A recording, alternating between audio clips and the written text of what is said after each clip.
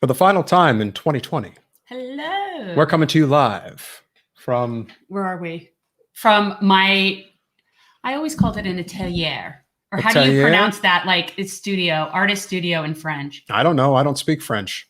I barely speak a little bit of Spanish. The best I can come up with. Atelier. That's what it is. Atelier. Interesting. Interesting. And so... This is my artist studio with my backdrop from Wicked Gypsy Designs. If anybody likes vintagey stuff, check me out on Etsy. So for those of you that are watching across the Atlantic, Happy New Year officially. All. Hit the like button and subscribe. Yes. Look at Sam. Smart ass. Thank you, Sam. You know, it is New Year's. I was somewhat feeling a little bit remorseful that I don't have festive headwear, but that's okay. And Peter wants to keep putting on his Santa Claus hat because it's sitting here. I could put on my I could put on my Trump or Bernie. No. I know that would be fun though. You know, letting everybody. No. I just want everybody to know. Okay, so we sort of have an interesting few things planned. You're in Ghana. That's awesome. That is awesome. Ara, so there you go. Ara, officially Happy New Year to you. Yeah. So that's you know, I'm gonna spread the love to everybody. Josh, good to see you. Happy New Year. Hit the like button if everybody's watching right now and subscribe to the channel.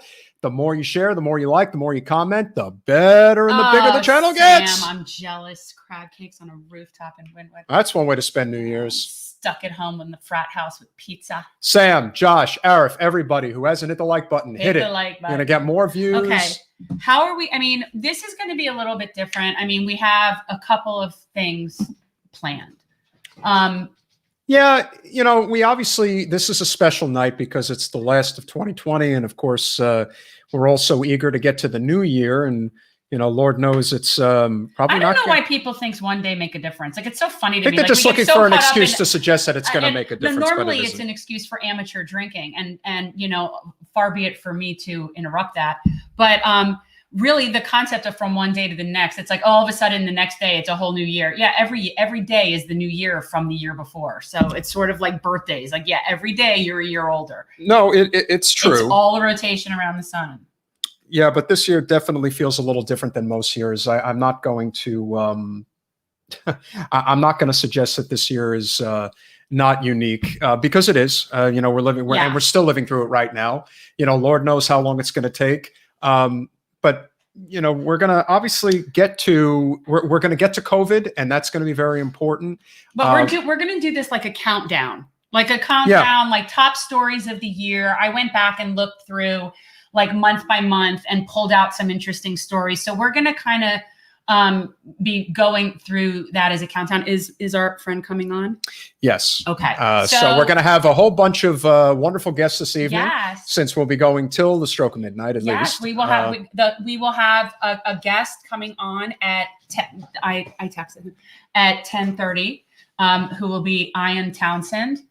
And she is also running for the chair position for the Florida Democratic Party. And we did not realize that at the time when we had Janelle Christensen on, and I have no problem with Janelle, but we did not realize that there was somebody else in contention. So we're going to. We definitely want to give everybody an opportunity to share their thoughts. You know, our platform is growing every day, and people need to be informed. You know, that's important. You know, so kind of like what we found out recently about, you know, being a local committee person and how many open committee spots there are. You know, the reality is, guys, there's more open spots than full spots.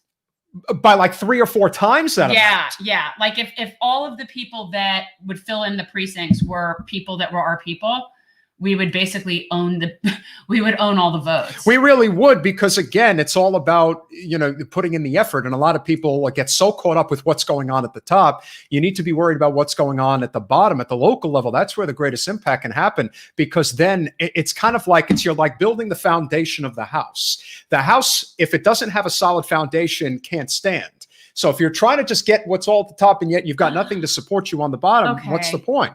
Sam, I'm so jealous. My friend Sam is hanging out on a rooftop in Wynwood with drag queens. Lucky him. That's what I want to be doing on New Year's Eve, Sam. That sounds like fun. Can you pay attention? I'm sorry. So let's start with, It's the most important. Yeah, well, you're not even drinking. Okay, so we will start our countdown, and what we'll do is, as guests come on, we will stop like our year of 2020 countdown, and then in the second half, as we're going, the people that come in will be able to engage in this discussion. So this is kind of not really chronological, but just I'm not even sure how I ordered it, but just seemingly to me. Well, I think if you're doing it based on the way that this year is unfolded, I think it definitely makes the most sense. Chronological, with the exception of the last couple of things that I just want to really focus on. So the last couple of things are out of order, but yeah, we could start. Yes. We could start. So I think, from the beginning of the year, obviously the issue of impeachment became so contentious. And, a lot of people were constantly talking about, we have to impeach Trump. And to that end, I think of two specific issues that are at play here. Number one, why were they impeaching Trump? And do you really think Trump is the only person guilty of nefarious shenanigans on Capitol Hill? I understand he's the president and probably the most controversial president. Well, he is the most controversial president we've ever had, obviously. So for a lot of people, they really wanted to make it about Trump and how if we just got rid of Trump, all of a sudden, all the problems that have been persisting for so long are just immediately going to disappear. But instead, the reason that they went after him when they finally felt that it was necessary to go after Trump was about Burisma and obviously, Joe Biden, because you got to protect the golden goose on the other side. You can't do that because, well, you know how these things work.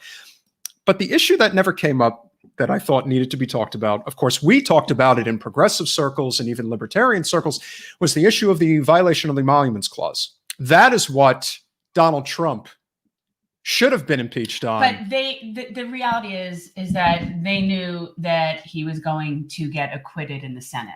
Yes. And so in all reality, it kind of didn't matter. That's why for me, it was a huge show. And how many months? Little outcome. And how many months did they drag it out for? How much airtime did it get? How much?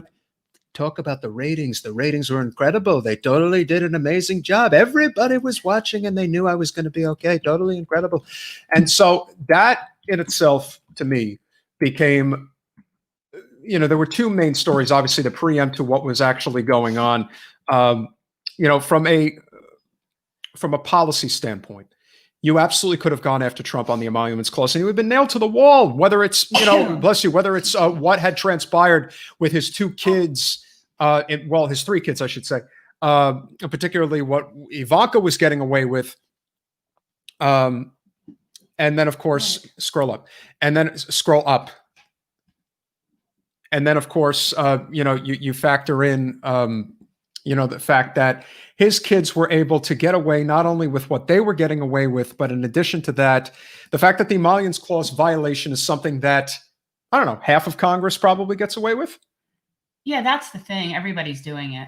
Yeah. Everybody's doing it. It's all the rage. And so the hypocrisy is something that we all have to come together upon. Loeffler not in jail? Well, that's insider trading. I mean, that's just so obvious. Along the same lines as violations of the Emoluments Clause. Yes, but again, you have it. Off of the public interest, and you have a problem that exists already because we all know that they're not the only ones committing insider trading. There is the type of information that a congressional representative, senator is privy to, that the outside world is not privy to. And who's to say that just because the senator is getting away with it, how do you know the senator or the congressperson is not passing that information off to family member, colleague, someone in the Cayman Islands? They all do it. Yes, absolutely. And that's a big problem. And so we cannot deny what is actually going on. But yet, in regards to the impeachment, it was a ridiculous circus. It was. It was ridiculous. It was a ridiculous circus, a complete waste of time, a complete waste of money. Nothing got accomplished. And really by design. I found the whole thing to be just a typical distraction. But that's how we kicked off the year.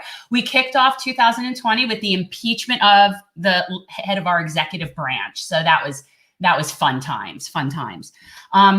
Also around the beginning of the year, something that really speaks to climate crisis, which is a major issue going on. And there's cases in this country, but one of the worst things that I remember from the beginning of the year were the brush fires and the wildfires in Australia. Yes. And this is something that was just devastating. I want to say like more than 1 million animals? Was it like Yes. more than a million? No, it was a million. Or No, billion? no, a million, not billion. I don't know. I think it was something. I don't know. There was something. Oh, somebody has a insight to that. If That's somebody knows, like this is what Yes. this is what I like.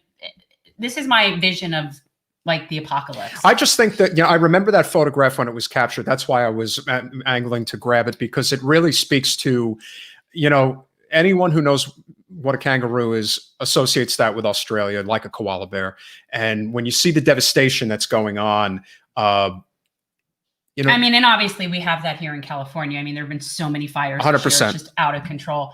And it's like everything else where a naturally occurring phenomenon is occurring out of season and for like prolonged periods of time due to the climate crisis and due to the warmth in the water. And there's just so many factors that, so yes, these things happen. Fires are actually a natural occurrence. And in some cases, they're even done purposefully. We do them here in the Everglades from time to time, and there are controlled fires. The problem is when this gets out of control way out of their fire season. That was the other thing, was the time of year. It's just ridiculous outside of fire season for these things to be happening.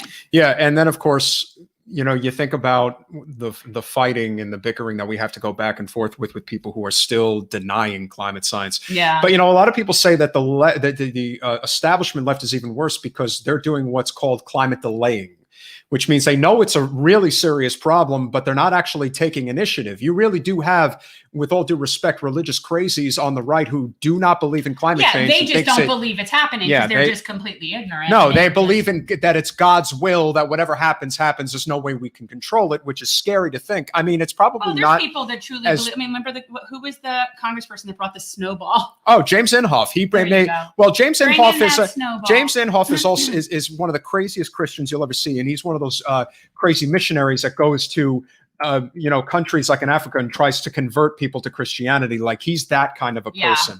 So Inhofe, unfortunately, is the extreme, but you know what? He's still a United States senator and one of probably the 100 most powerful people in the country and some of in the entire world. And, there's no question that the climate crisis is still alive and well. Maybe it was tempered somewhat due to the fact that, we had the biggest pandemic in 100 years. And, the carbon footprint has been reduced to some degree, but that isn't stopping it because eventually people are going to come out and we're still, we still don't have cars that get an average of 50 to 60 miles to the gallon. They're still in the 20s. It's great. It's every little thing within the confines of the economic system we live in, the political system we live in, that is not changing at the rate that it needs to change.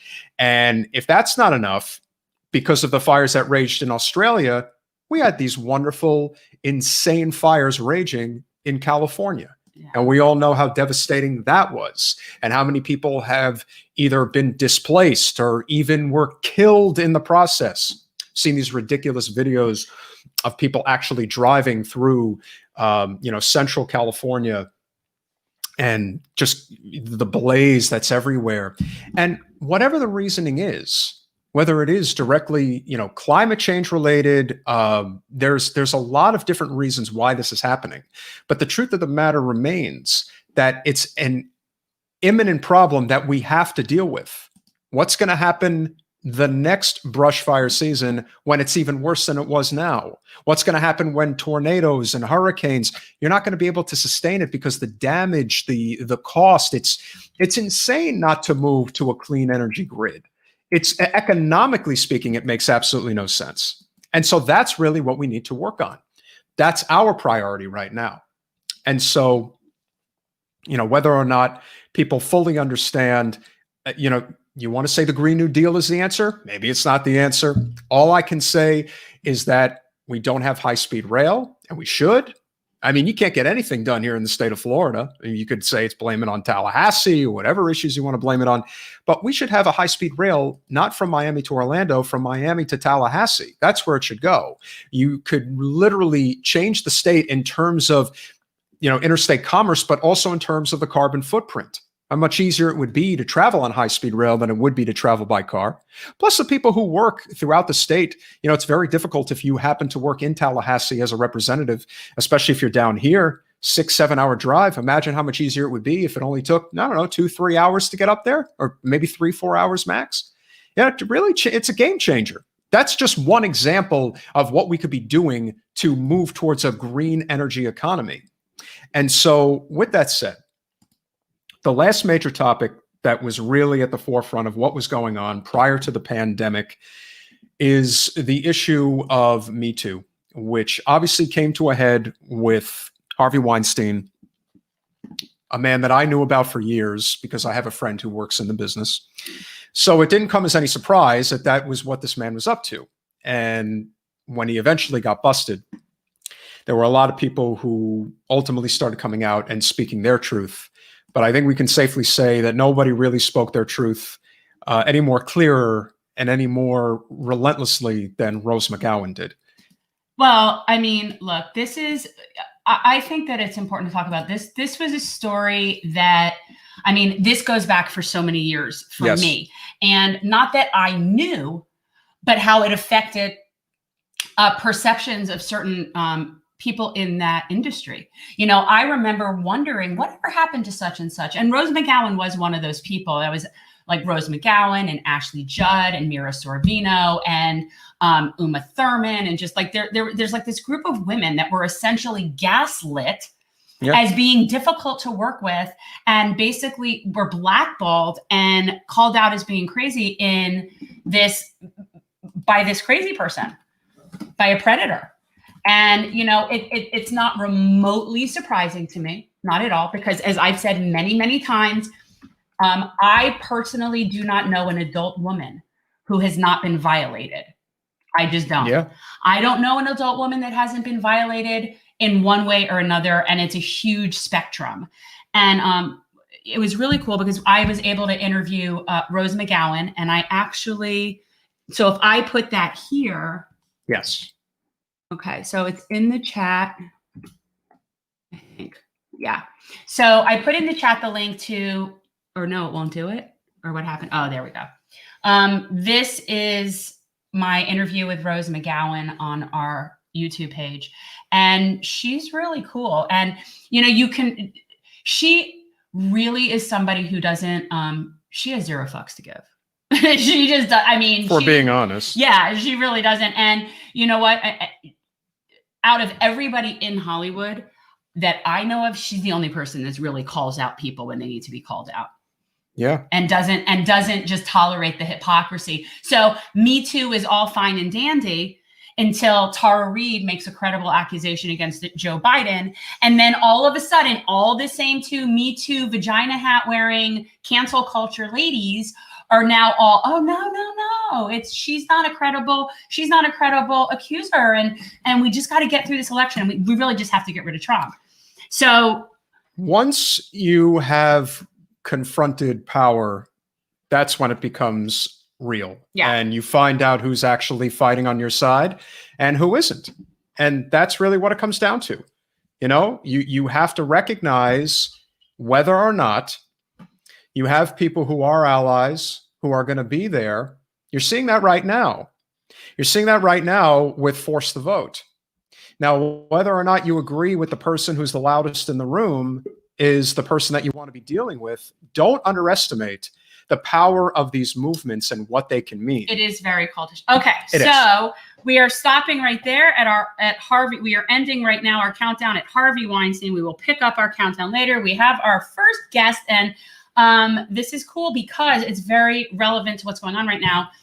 Michael Owens was a BNC slate mate of mine running for Congress in Georgia, and he is here to we're going to catch up and we're going to find out what it's looking like in Georgia right now, because obviously that is a very big hot spot. So yes, it is. We're going to bring him in. Hi. Jen. How are you? I am great. I'm fantastic. How are you? I'm good. Oh, I love this. This is a little. Mike, yeah. Mike, you're rocking the Santa beard. It looks wonderful. No, Santa. Yeah, I'm thinking it's more Idris Elba than Santa. You know, it started off just like as a lazy Corona thing, and then I started getting a few compliments. You know, like the ladies found this not too bad. So the ladies like it. As long as you keep it nice and trim, the ladies like it. There we go. Okay. Yeah. How's it going? And a perfect shirt as well. Yeah, so we're gonna talk about that. So first, just give like an introduction as to where you are in Georgia and what you're working on now, and then we'll just see where that goes. Yeah, great. So, first of all, thanks for having me on. It's a pleasure. Good to see you again and get to interact with you guys. Yeah, I am. I literally live right outside of Atlanta. So, for those who do not know, I'm the former chairman of the Democratic Party in Cobb County, which is the third largest county in the state, and one of those kind of key states that as some of these key counties go. So does the state. So, I've been super excited about what's been going on. John is actually a personal friend of mine. So, Reverend Warnock, who doesn't know him in the state of Georgia, literally being in the same pulpit as Reverend, Dr. Martin Luther King Jr. So, I am, again, a stone's throw outside of the inner city of Atlanta, still within the metro area. And just out here on the grind every single day, engaging voters and going through voter registration process. And today was the last day of early voting here in Georgia. So we've been pushing all week to try to make sure we get every single person to the polls as possible. Yeah. So what does it feel like there? Like, it seems contentious. From outside, it seems contentious. Yeah, the numbers are looking good, but obviously, we know that the Republican voter is especially suspect when it comes to the polling. So, and that they show up on election day. Yeah.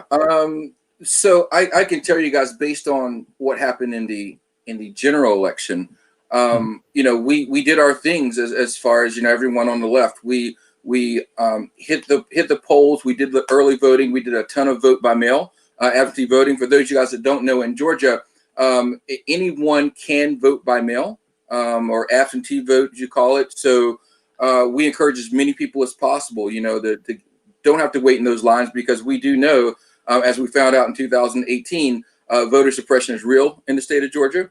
And so, things will happen. So we try not to leave it a chance to make sure everyone gets out and vote early. So we've been doing a lot of that. And in the general election this past November, what we did not see was that red wave. Right. That expectation that, Republicans are going to turn out to the polls in masses on election day.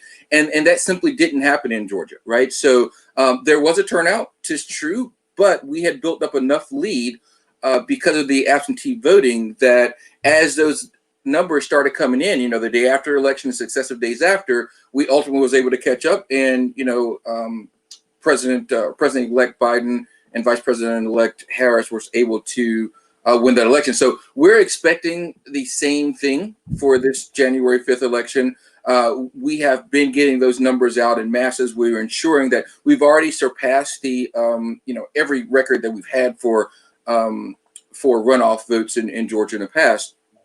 But the key to this is that when you look at these numbers, when you look at the polls, first of all, throw the polls out the window. I hate it, right? Well, the polls do show things are looking good, but I think if we've all learned across this entire country, we're not trusting polls anymore, right?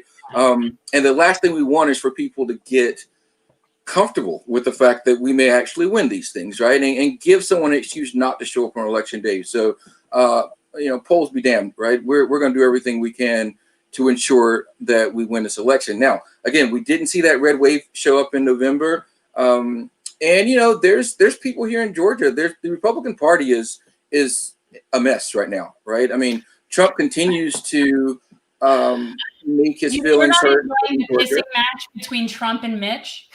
You're not enjoying the show? But I can bring that here locally to Georgia, right? Because our Secretary of State is, we had both of the Republican candidates for Senate.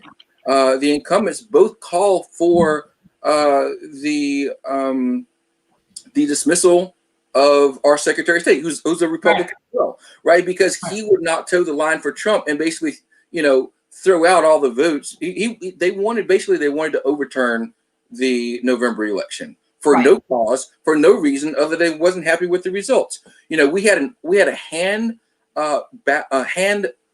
audit that took place after the election, right? Then we had a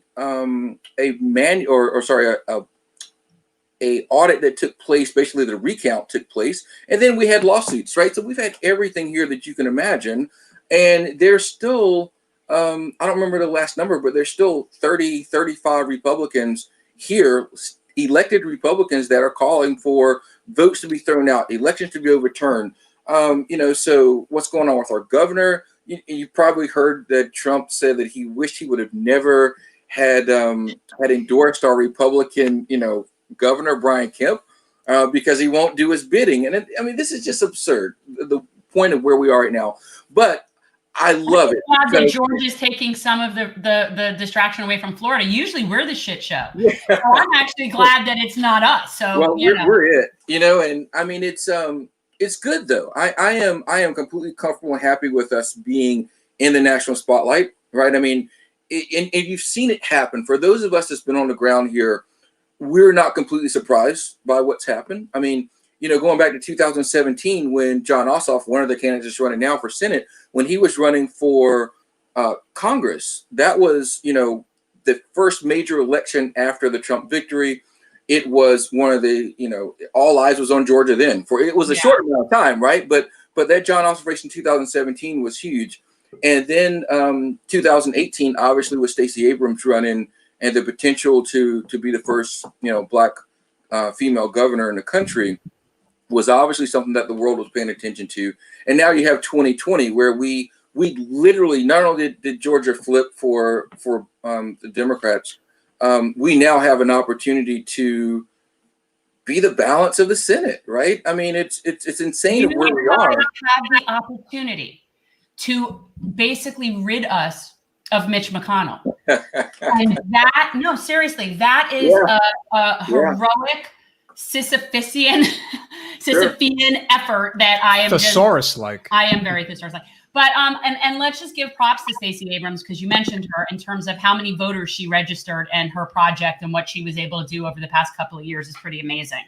Yeah, it's another one of those things where it has been years of effort, right? I know people really started paying attention in 2018, but it goes back, and I've worked with Stacey, numerous years on different efforts. So it has been yeoman's work, right? It has been to kind of meet people where they are, get out into other parts of the state, get out to other parts of counties, because, Georgia, like a lot of places, there were places where Democrats were going to win, and there were places where Republicans were going to win, and that's just the way it was.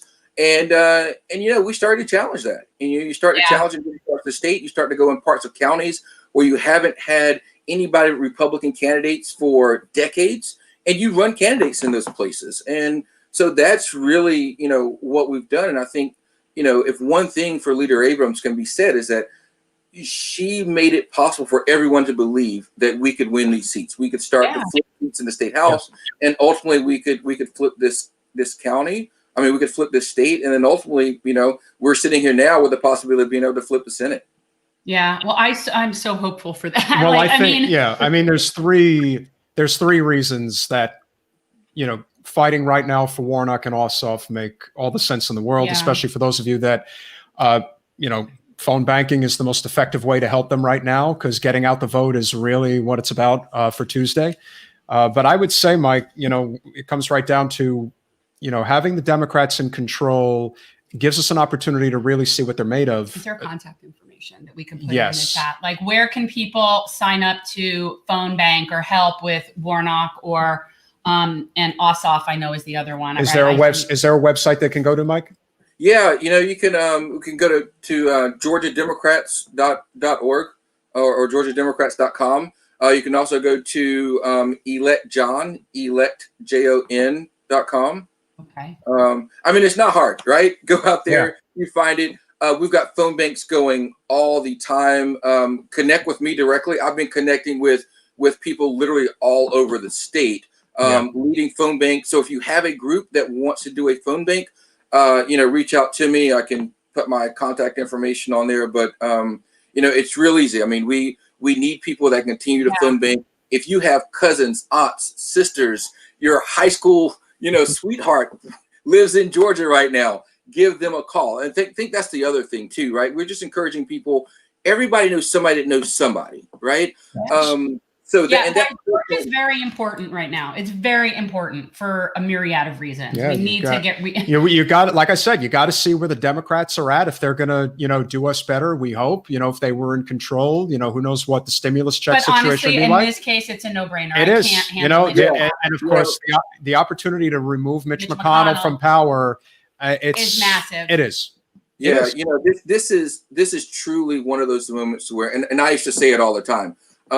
We need everyone that's left of center in this, right? We don't need anybody. This is not a withhold a vote. This is not, I will, wait this out to the next election. This absolutely not, right? This is not one of those times. And, I pride myself on being part of this broad coalition, right? And being part of that broad coalition means exactly that. We know what the stakes are with this. And, when you talk about Mitch McConnell and what's going on and everything that we fight for, everything that we want, the bottom line is none of that will happen at all, right? We will continue to regress. Oh, yeah, no, he's an impediment to any sort of progress whatsoever. I am normally not blue, no matter who, lesser of two evils. But in this particular case, when it comes to being able to remove him from his position of power, there is no other alternative. And look, you cannot understate how horrifically bad Senators Loeffler and Perdue are. That's the other thing too, right? Absolutely. I mean, no. Go ahead, Mike. Yeah, I would say now, I can say I know both of these gentlemen, right? I mean, and I've known John Ossoff for quite some time now, and they're going to stand up and they're going to do the right thing, right? I am confident of that. Okay. Again, we've got a broad spectrum of people on the left. So, it's not always going to be happy for everybody. But when you look at the current senators that we have right now, David Perdue and Kelly Loeffler, you could not ask for two worse senators in this entire United States. Okay? Rick Scott and Marco Rubio. Well, yeah. Let's keep the chicken where we need to right now. Yeah, I know, right? I mean, what's current? You look at this coronavirus and the two people that was leading the charge in making money for this, right? I mean, you think about the hypocrisy, right? Yeah. When people are starving and people are needing jobs, people are needing to try to make a decision of whether to pay their rent, buy their groceries, get medicine, right? Yeah.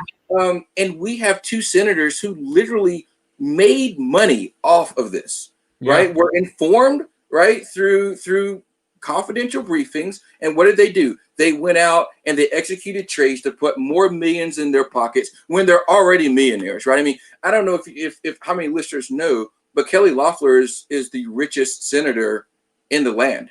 And she was that day one. She literally bought her seat. She was a nominee because she pledged millions of dollars that she could self-fund the whole thing, right? And she donated tons of money to our governor. She donated tons of money to the president, and that got her the seat. It doesn't hurt if her husband is the chairman of the New York Stock Exchange either. Doesn't help it at all. Michael, unfortunately, we do have to cut this a little short. We've got a slew of wonderful people coming on the podcast tonight. It's our New Year's Eve live stream countdown. But I'm so glad you were able to check in and represent Georgia because everybody needs to be supporting right now. So I really appreciate it. And you look so cute. Thank you, guys. I appreciate it. Everybody go out there, follow me on Facebook, Owens for Georgia 13. Owens for Georgia 13. Yep. Michael Owens GA is my other Twitter handle. So feel free to go out, follow me. Jen, thank you guys so much. It's been such a great opportunity to be on. Have a super happy new year. See you guys on the flip side in 2021. It's got to be better than 2020.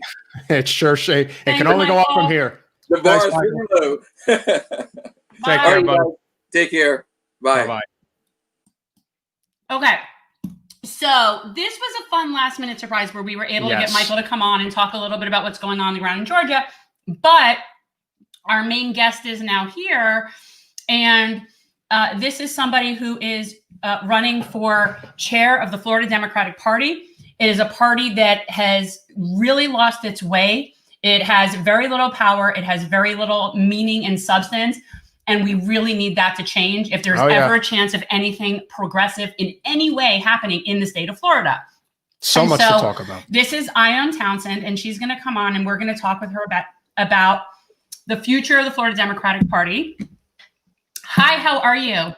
I'm well, thank you. How are you? We're good. I know it's late. Happy New Year. I know it's late. I know it's past my bedtime. I feel you. I understand that, but for some reason, there's this expectation that we stay up late tonight, and we have to do it. Yeah, we must persevere. We are serving the people, so we must do this. So There you go.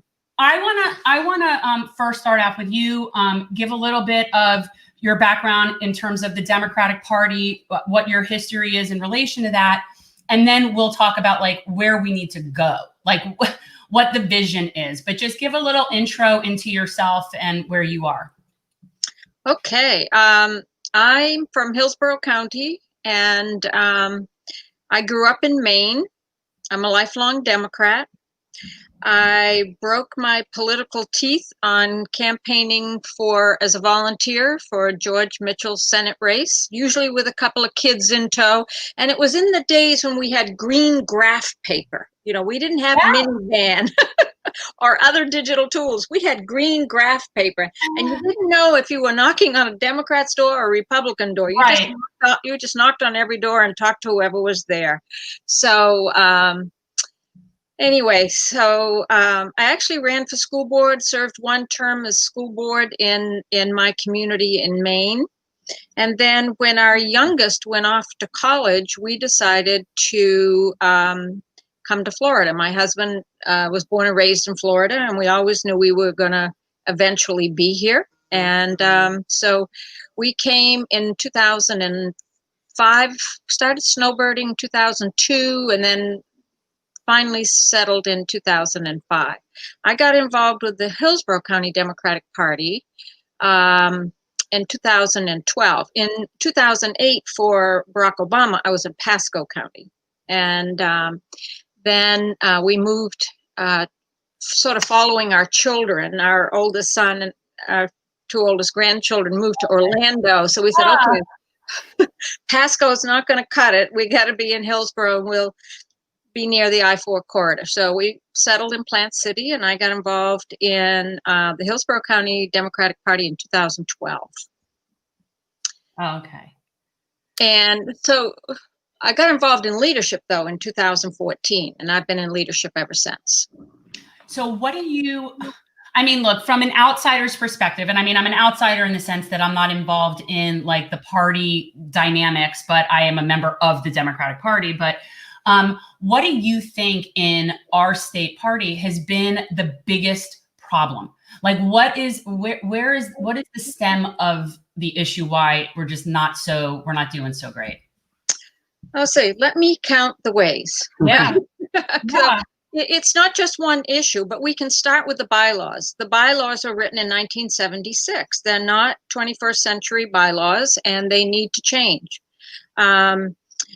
They're a major stumbling block for us in terms of being more inclusive and lifting up more voices, bringing more voices to the table, getting more ideas, and especially lifting up the voices of minority communities. So we absolutely need to change those bylaws because they're tripping us up. And in this election for chair, maybe 250 people will have a vote for the chair and the 4 other officers and 11 DNC members. So, and we have how many million Democrats in the state of Florida? So, you know, that's not really representative, right? It's certainly not democracy in action. So I have a major problem with the bylaws.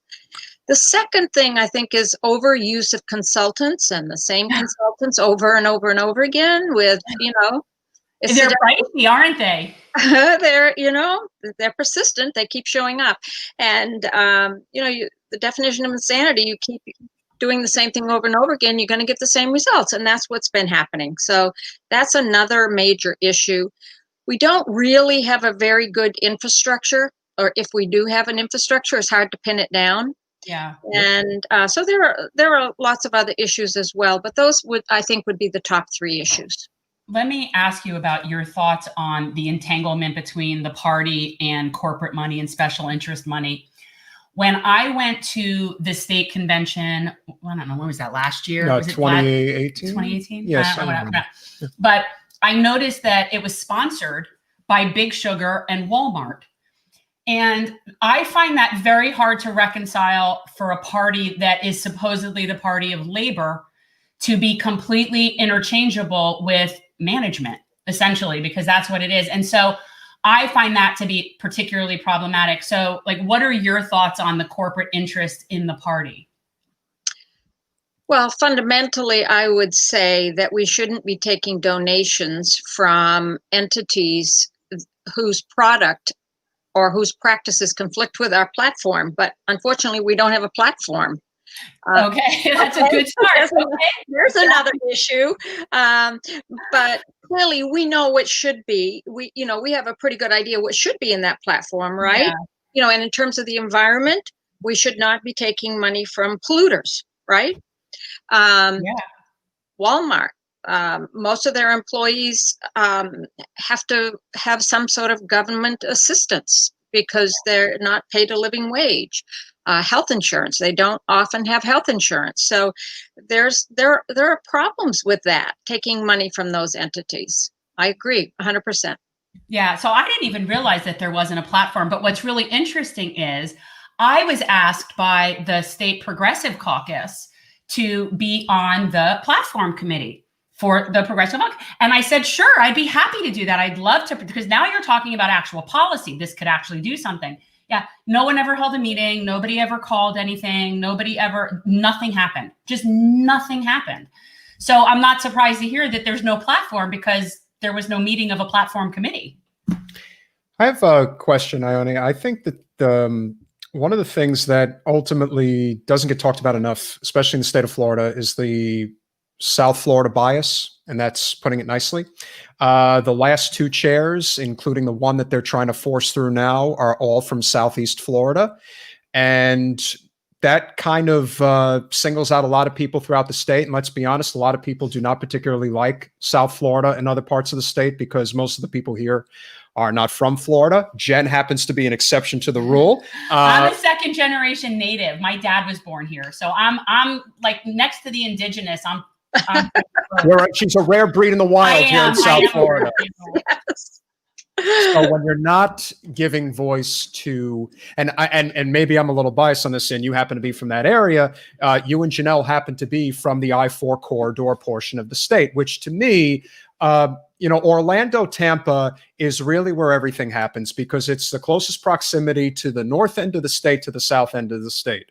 It's more representative. Yes. It's more representative, I think. The population that you're going to find in Central Florida is more representative of the whole than what you're going to find down here. And you'll get people from the Northeast that will migrate to the Orlando metropolitan area, but you'll also get people that are from the Midwest. You'll get a lot more native Floridians, and you'll get people that are a lot more open to the ideals that exist maybe in parts of like Naples and Miami as it would relate to places like Ocala, Gainesville, and Jacksonville, which is, again, down here, I have no problem where I am, and I think you got a lot of great people down here, but the reality is they do not see the state the same way other people throughout the rest of the state see it. What I do think is the problem is the corporate special interest money. And I think that in a lot of ways is what has defined the party for many years. And obviously want to hear your thoughts on the representation that is desperately needed, not just from the perspective of not having corporate special interest money dictate the way the party moves forward, but also lending voices to other parts of the state that South Florida, unfortunately, has dominated for quite some time. Yeah. Well, when you go back to the bylaws and you look at the weighted vote and the fact that 250 people are going to elect the next chair and the officers in the DNC, that in itself limits input, limits voices. How many of those people are from down here? Like, I wonder what's the proportionate, representation in those votes? It's pretty significant. It's very significant. So actually, when you look at the 7 largest counties, I didn't understand that. When that was Bixby. I don't know how she got on my phone. Yeah, no, I have I can't figure out how to Bixby get too. rid I'm of not a fan. I don't like Bixby. I like it to go away. But yeah, I have that too. And I tried to tell her to close, and she tells me that she can't close. So when you look at the 7 largest counties, there would be 14 people carrying the weighted vote. Okay, Right. so for example, you know, if this is too much detail, just tell me. But No, Miami-Dade has about 120 or so votes. wow. Right. And those votes are carried by 2 people, the state committee man and the state committee woman. That's like half the votes. There's 1,250 votes total. Okay. And one county has 120-ish, maybe a little bit more than that. Although Wow. I suspect that when the new formulas are calculated, that Miami-Dade's portion of that 1,250 is going to go down, because it is based on gubernatorial election turnout and voter registrations and presidential turnout and registrations. So it's a formula that encompasses both of those elections. And we all know that Miami-Dade has underperformed in those last 2 elections. So I suspect that they're going to lose some of their votes when the formula comes out. And it should come out any day. We've got an election in 9 days, right? So you'd think we'd have the new formula pretty soon. So that's one example. In Hillsborough, we have like 66 votes currently, and again, carried by 2 people. So that's the way it is all across the state. There's a state committee man, a state committee woman, and the 1,250 votes are divided among those state committee men and women. But the 7 largest state counties, or 14 people, can decide all the elections. If they bonded together and voted as a block, they could determine the whole thing, which would totally freeze out the Panhandle, Yeah. a lot of the Nature Coast, all the Nature Coast, and a lot of other small and rural counties. And it's just not democracy, and it's not fair. Well, just the mere fact that you use the term formula, or that the system is based on a formula. So in other words, people decide how to weight something. That's just inherently going to be biased. Like that's inherently problematic to me. That doesn't sound right to me. I'm not surprised in the least. And we unfortunately have learned that there is the the issue of coalescing that goes on behind closed doors that we're not exactly privy to. Jen unfortunately was a victim of that in many ways. I own the deals that get made and the compromises. Yeah. I do. I absolutely do. I'm hearing some of that is going on as we speak. Well, it does. And if I, just to interject, one of the biggest problems that I have, particularly with Wasserman Schultz, is the fact that she has a very close relationship with Bloomberg, and Bloomberg is basically the one who's pushing and I'm not even going to say his name, because he is the person who is basically being front loaded, on us with they're not really giving you an option. Yeah. And when that happens, and we all know, for a lot of people, especially in the state party down here, there is a very vested interest in keeping this consultant class thing going. Yeah. And, they rotate in and out of the state. They do things like that. It's almost incestuous. It is. And it's not about advancing the policies, because Jen, as you could speak to, without naming any names, but there was an important person in the Broward delegation that you spoke with about policy. And what did this person say? Wait. To whom? About when you were talking about, hey, what's going to be on the platform? And you're like, we're only doing this. Oh, and yes. this. Our chair of our local DEC, I had asked her, I'm like, what are you guys going to be working on this year? This was a year ago. It's like, we got to get out the vote. I'm like, okay, but what are you going to use to inspire people to come out and vote? What do you stand for? What are you offering? What is this party? And she looked at me and said, and I am not exaggerating how she said it. She goes, look, all we're doing this year is registering voters and banning assault weapons, and that's it. And I'm like, okay, well, that doesn't seem very inspired for people to come out and vote. Yeah. Well, the Florida Democratic Party does not have a brand. No. It does not have a brand. nobody really knows what it stands for, right? And we wonder why we are losing voters. Yeah. And you would think with representatives that we have, like, for example, Rubio and Scott, and especially DeSantis, that if there was some semblance of a, populist progressive type uprising, it shouldn't be that difficult to go after guys like that, I would think. Yeah. No, and we need to. We absolutely need to. The health and welfare of our fellow citizens depends on it. It's a travesty to see where Florida has gone since the last Democratic governor. We are 46 or 47th in the nation per pupil spending. Oh yeah, education's a travesty. Like the education is that between education and the climate, we're just completely abysmal. Completely. Absolutely. And then you look at healthcare. We're 50th in the nation in terms of quality of healthcare, and accessibility is very poor also. So.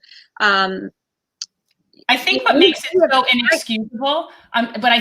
so inexcusable, is how wealthy we are. When you look at a state like West Virginia or Mississippi being 46th or 48th, okay, they have that much less resources. But how do you justify one of the top few richest states being at the bottom? Because somebody's walking away with that money. That's essentially what's happening. And that's, you used the word bottom, and that's how I like to describe it. In the last 20 plus years under Republican control, there's been a major race to the bottom in almost all indices of quality of life in this state. That has to change. It absolutely must change.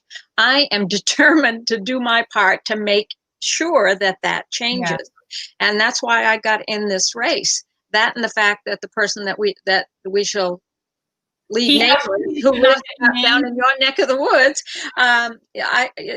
in my book is a sometimes Democrat and not who I think we should be handing the party over to. Yeah, I think that we're right in talking about the first step is to establish what is the platform, what is the brand, what does it mean to be in the Democratic Party of Florida? What is that other than registering voters and banning assault weapons? Because clearly, and how uninspired, and that was our chair. Like that's who's supposed to be inspiring the bluest county in the state. We should have the most formidable of the DECs, given that we have the most people in that. Like, it's ridiculous to me how feckless they are. Haven't made quorum in 4 years. Wow. Okay. Are you surprised? I am a little bit surprised about that, but I learned just this week that it's no surprise to you all because I've seen a couple of your podcasts, but that Florida Democratic Party has not had a budget this year. We have no idea. We read in the paper $20 million has come in, $20 million has gone out, and we're left with $300,000 in the bank, and we don't know if we can make the January payroll. So, but I just lost my train of thought. But there's no budget. There's no budget in for the Florida Democratic Party. But lo and behold, I've been told that there isn't one in Palm Beach County either. So here I am in the fourth largest county, right? And so Miami-Dade, Broward, and Palm Beach are bigger, and I assumed better than Hillsborough. But I'm telling you, I will put our record up against theirs any day of the week, and be proud to do so. And it will put them to shame. We have a budget in Hillsborough County. We have a 10-year strategic plan in Hillsborough County, and we update it every 2 years. That surprises me. I told you my aunt and uncle were very instrumental in the beginning of the party in Hillsborough County, like back in the day. Yeah. And so it doesn't surprise me at all that Hillsborough has it going on, because it has a very long history. Hillsborough Democrats have a very long history. And albeit there might be a smaller group back in the day, they were loud. And it was a pretty effective party for a long time. And but in more recent years, not in the last 5 years, but the reason I got involved because it had gone off the rails. Yeah. Much like, maybe Miami-Dade and Broward are now, but it was a failed organization when I, got involved in 2012, but I didn't know enough to recognize it. And it took the 2014 election for me to really see how bad things were. And that's why I got involved in leadership. And, we had $4,000 in the bank when my team took over, and no donors. All the donors had deserted us. They'd gone to Pinellas County. All the unions had gone to Pinellas. And so, we've had to work really, really hard to right this ship, but we have righted this ship. This past year alone, we've raised about $435,000. It's probably a little closer to 440. I didn't see the number today, and today's the last day. So that's pretty spectacular in 1 year. Yeah. And so you can bring that same magic to the state and maybe have some sort, because you've got to figure that this has to trickle down from there. It's if the state party was motivated, inspired, pushing a platform, I think it would be easier to motivate the locals to do the same. Yeah. Well, and that's what we did in Hillsborough. I went to the donors and I explained our strategic plan and convinced some of them to buy into that and to trust us and to invest in us again. And so a few did, and we had good results. And then every year, a few more came back, and then, success breeds success. And soon our donor base was enlarging. Our fundraising was going up every year. And what happened was it became very clear that the donors trusted me and my DEC to be good stewards of their investment, and we produced results as well. And it was all based on that strategic plan and many other factors. But you got to have a plan. You got to have a plan. Ione, one very important thing as it relates to what transpired here over the last year. Unfortunately, when Jen ran for Congress, it was, we could just say that the deck was stacked against her in many ways. What is your opinion about inter-party primaries, for one? And how do you feel about union endorsements and how that process ultimately takes place? Well, let's talk about endorsements in general, okay? Yeah. Let's look at what's happened here in the chair's race. So all of a sudden, the gentleman in South County, not South County, but in Miami-Dade, announces that he's going to run, and all of a sudden, all the electeds endorse. Yeah. See who else is going to run. So the frozen camera. Hopefully it'll work itself out. I hope it works itself out. Yeah. I don't know. But I was kind of curious about the question about how she views. There you go. That's okay. You were frozen, but you're back. All right. So they all jump behind lock, stock, and barrel. They don't even bother to wait or ask or anything. They just get in line. That's correct. Yeah. That's correct. But the interesting thing about all those endorsements are that most of them don't carry any votes. So, in endorsements in general, I think there's got to be a better way. I really personally, I would advocate for waiting for the field to be fleshed out. Know who's running. How can you endorse if you don't know who everybody is that's going to run and who the best candidate might be? So primaries serve a purpose. I do not believe in stepping on the scale. I don't think that's the job of the party chair. I don't do it in Hillsborough County. We let the voters decide who the primary winner is. Do you have like open the discussion? Like for example, our DEC if you didn't know that there was a race taking place, you wouldn't have ever known it from them. They pretended that this wasn't happening. They completely ignored it. They hosted panels for all of the county races, for all of the state legislature races. They basically just completely pretended that Debbie was not being challenged. And that's how she keeps them. She keeps them in line. And so basically they would say things like, oh, we don't get involved in primaries. But that's not true. But it isn't true.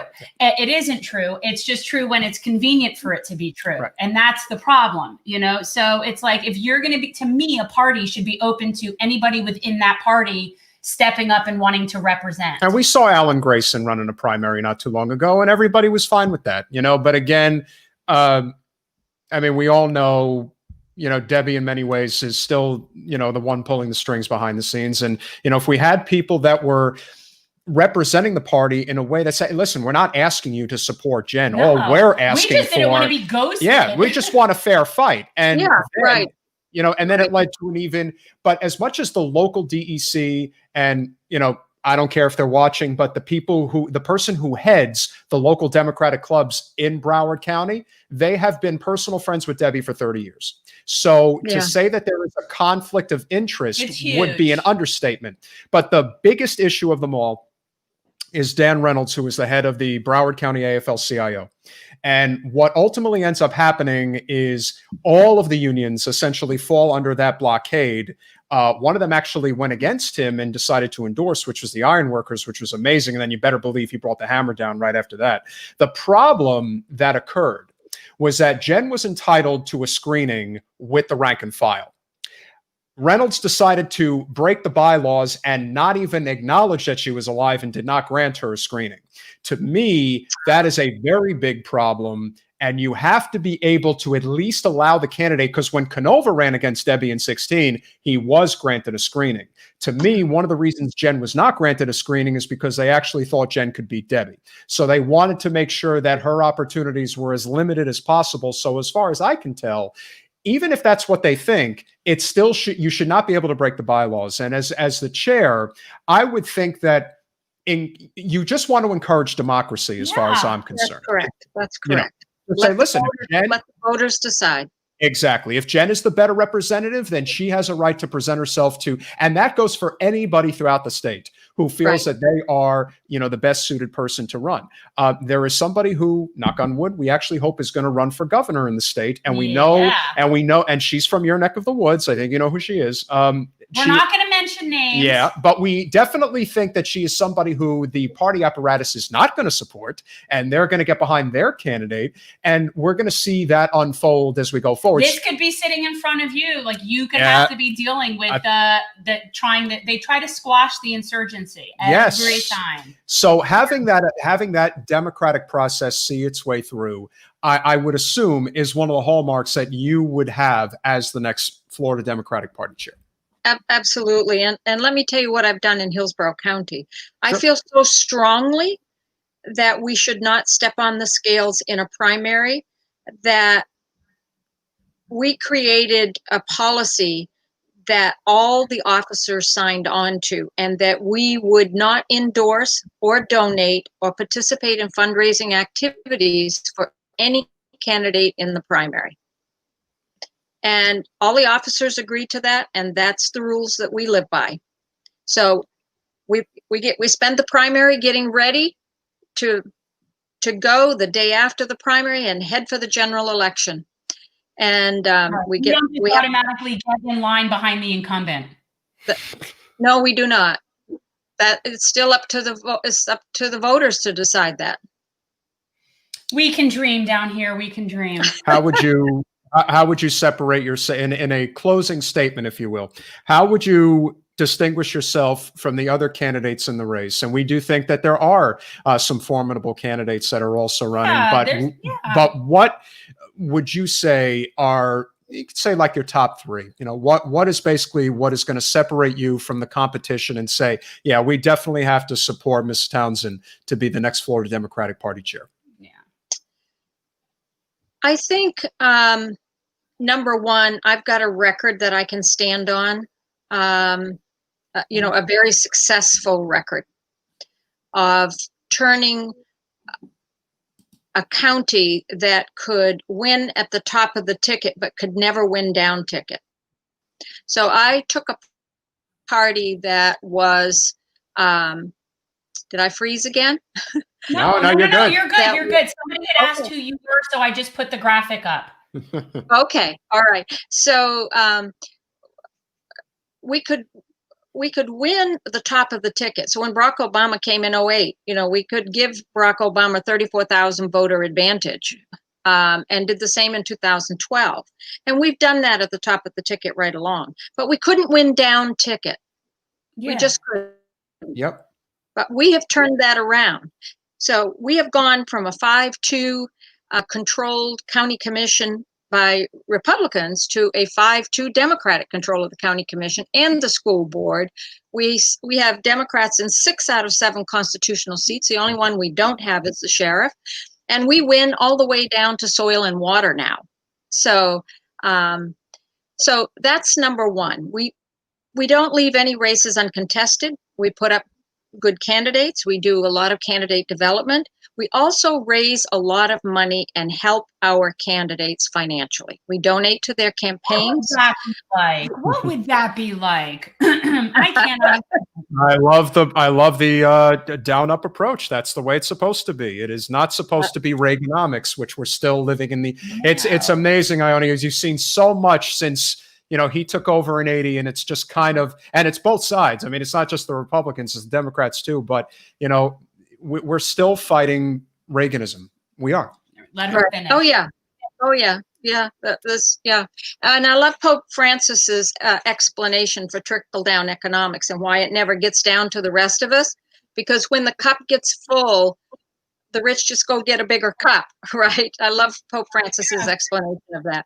So, so I bring a lot of executive skills to the table too. I've been a hospital executive for 17 years. I've had multi-million-dollar budgets, managed hundreds and hundreds of employees. So I bring that skill set to the table. So I understand things like human resources and compliance issues and a lot of other issues that come with executive experience. So that's another thing that I bring that others don't have. But I also have a fierce determination, and I'm also very, very transparent. And that's the key. That's something that is a key thing. And I operate with open books. We have a budget. We show it every month. We show everybody in the membership where we are in terms of the budget. We also show the bank statements so that everybody knows what money has come in, where it's come from, where it goes, right down to the last postage stamp. So, I have a fierce determination to reform this party. It needs a top-down overhaul. And I bring competence to the table with a record of tremendous success in just 5 short years. And I believe transparency and accountability. I don't sweep things under the rugs. I'll take accountability for the problems. The buck will stop with me. I will not delegate away authority. See, I love that. And you know what's interesting? And all the times that I was campaigning, you would be amazed at the amount of people that it's not so much results. They just want transparency and honesty about what you're doing. It's Correct. like somebody understands that you're not going to immediately be able to do everything they want you to do. But what they want is somebody who's going to come clean about what they're doing. It's fascinating what you can do when you're just honest with people. Correct. Absolutely. Absolutely. Ione, it's been a real pleasure having you. First of all, your name is Ione. How do you pronounce? It's I own this jacket. It belongs to me. It's okay. You are forgiven. Because I looked it up and there are several acceptable pronunciations. Right. No, it is I own this jacket. Well, you have certainly owned this podcast for the past half hour. You are an exceptionally strong candidate, and I'm so sorry that we didn't know, and really we were just so neurotic about. Give credit to Michael Calderon. He's the one who brought you to our attention, and we're certainly glad that you did. Yeah, thank you so much. They've endorsed me. Yes, and as soon as I'm like, well, and the truth is, as soon as I knew there was somebody else in, I wanted to reach out and make sure that we had you on and talk to you, because I just didn't even know. Bad me, and I take It was unprofessional. So thank you so much. And I know it's late, and Happy New Year. Happy New Year to you. Hopefully we'll get a chance to work together at some point. You never know. Maybe I'll get to see you at a convention that's not sponsored by Big Sugar. There you go. I'm with you on that. Thank you. Have a nice to meet you. Thank you so much. Have a good evening. Same to you, Ione. Happy New Year. Thank you. Yeah. Well, she certainly is capable. She's certainly very capable. No, she's very capable. She definitely knows what she's capable. doing. And, you know, listen, I hope that she and Janelle and whoever else could potentially get together, but she's got a, she's the Progressive Caucus supports her. No, she has, and she has experience. There's no question that she does. She has a command. So yeah, you know, and we're gonna have Dr. Chestnut come on as well, and you know, hear what she has to say. And you know, we definitely want to you know, give everybody the opportunity to state their case. But I think Ione definitely stated a very strong case, you know, here tonight. And so, hi guys, we're bringing our crew on. There's Glory. Hallelujah Get in here. is back. There you go. Glory. Yeah, wanted to come back with the green screen, so. Look at that, Malcolm and Fidel. You're such a revolutionary. Yeah, she needs to meet Max one of these days. She's turning into a tanky. Yeah. No, fun fact, I actually did get to interview a Black Panther. Her name is Reverend Annie Chambers. She is wonderful. I love her. And her brother was like she knows Minister Malcolm and everything. It was fucking awesome. That's really cool. You're lucky we're not monetized yet. Yeah, we're not monetized, so everybody can speak freely. And speaking of not monetized, if you all are not subscribed, you ought to be. And you ought to be playing our videos because we need watch hours. If everybody is watching right now, Kat, Nicole, it's a pleasure to see you guys. They look like some sort of like double mint commercial. Well, hey, I mean, I would chew gum for them. No, you know what so it is? You They look like a hair thing, like for some sort of straight iron product. So like maybe I didn't do the straightener, and the person on the left. I personally like Kat's waviness, so it looks really good. You know who I am. Thank you. He knows who you are. I bet. I pay attention. I don't know how I know the difference, but I just do. Well, so they're not identical. Are you identical? We are identical. Why not? But there are differences though. Yeah, I mean, your faces are different shape. You're different looking. I'm going to ask each and every one of you right now, whoever is on social media, if you can like, subscribe. If you're on Twitter, retweet. They probably already let's get. Well, I don't know. I'm asking. And so Anthony and Charlia. Anthony and Charlia. How is North Carolina or wherever you guys were? Because it looked lovely. Yeah, we went to Tennessee. It was so nice. It was yeah, cold. but we're back home. We're back home, thankfully, and we're really enjoying just being home for New Year's Eve. Yeah. So. Hey, y'all. What's up, y'all? That's not as cold as generally speaking, of course. But, Hi, you know, Jesse. Hey, Jen. Hey, Peter. What's up, guys? So were you guys watching in the beginning when we started our little sort of history of 2020 countdown? We're sort of going through like the different things. So far, we've covered impeachment, wildfires, and Harvey Weinstein. We're sort of working our way through. And so our next subject is actually Democratic primary circus. So yeah. I thought that would be a very relevant, I mean, that whole thing was a circus. It was. And it's, you know, we can talk about it now, but it's amazing how people have such short-term memory. And right before the lockdown came, we were seeing just the lengths that they would go to. Who do you guys think is public enemy number one when it came to the actions of the primary? I mean, I think Mayor Pete is just he's kind of the easy target just because. I know who I think is bootlicker of the year, but we're not allowed to say it publicly. Yeah, well, he's an easy target, but at the same time, there were several members of his communication teams that had ties to Acronym and Pacronym, which funded the Shadow app in Iowa. Yep. Yeah. So there's that. I mean, I'd say Kamala, because she was the one essentially anointed by the Hillary Clinton staff, and she inherited the whole team, and it was blatantly obvious that everybody wanted Kamala to be the next successor to Hillary, and the plan is following through now. So yeah. Yet I feel most annoyed by Barack Obama. And I a little. feel most irritated by Obama. out of all of them. And you look That at the was really vote. boost us. I mean, the blacklisting rule that I mean, I know we're talking about a different primary here, but as chair of the DCCC, she basically said, "Oh, you want to help out a non-incumbent? Oh, okay, you will never be able to work for us, and you're not going to have a career in the industry." Yeah. But when we talk about the primary, I think about Obama just totally. He likes to get involved in things that don't concern him. I just think he's extremely fragile about his legacy. Well, yeah, and but yet it's he's all about living him. in a $14 million estate in Martha's Vineyard. But again, it's all about him, and that's the problem. And so now we're stuck in a very precarious spot.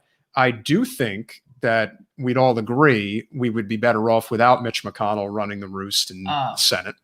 And so, look, Warnock and Ossoff, especially Ossoff, is very, centrist-y, if you will, and that's the nicest way to put it.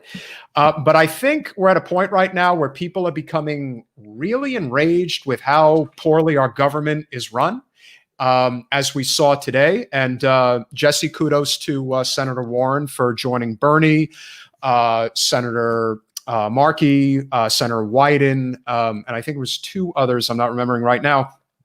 But instead, every other Democrat sided with McConnell over Bernie in lieu of holding up the defense bill to get us our $2,000 survival checks. I mean, it is absolutely incredible. But I don't understand how these people are not harassed on a daily basis when we know where they live. Oh, I think they live in. This is what fascinates me. No, it isn't. Like, people are hanging out outside of McConnell's house. People know where Nancy Pelosi lives. I don't understand why these people get a moment's peace in their life. If any of these people, these people should be being harassed from the moment they leave their house, everywhere they go in public until they get home, every day, all day. I don't understand why that's not the case. I am sure that COVID plays a role. What do you guys think? No, but even before COVID, this didn't happen.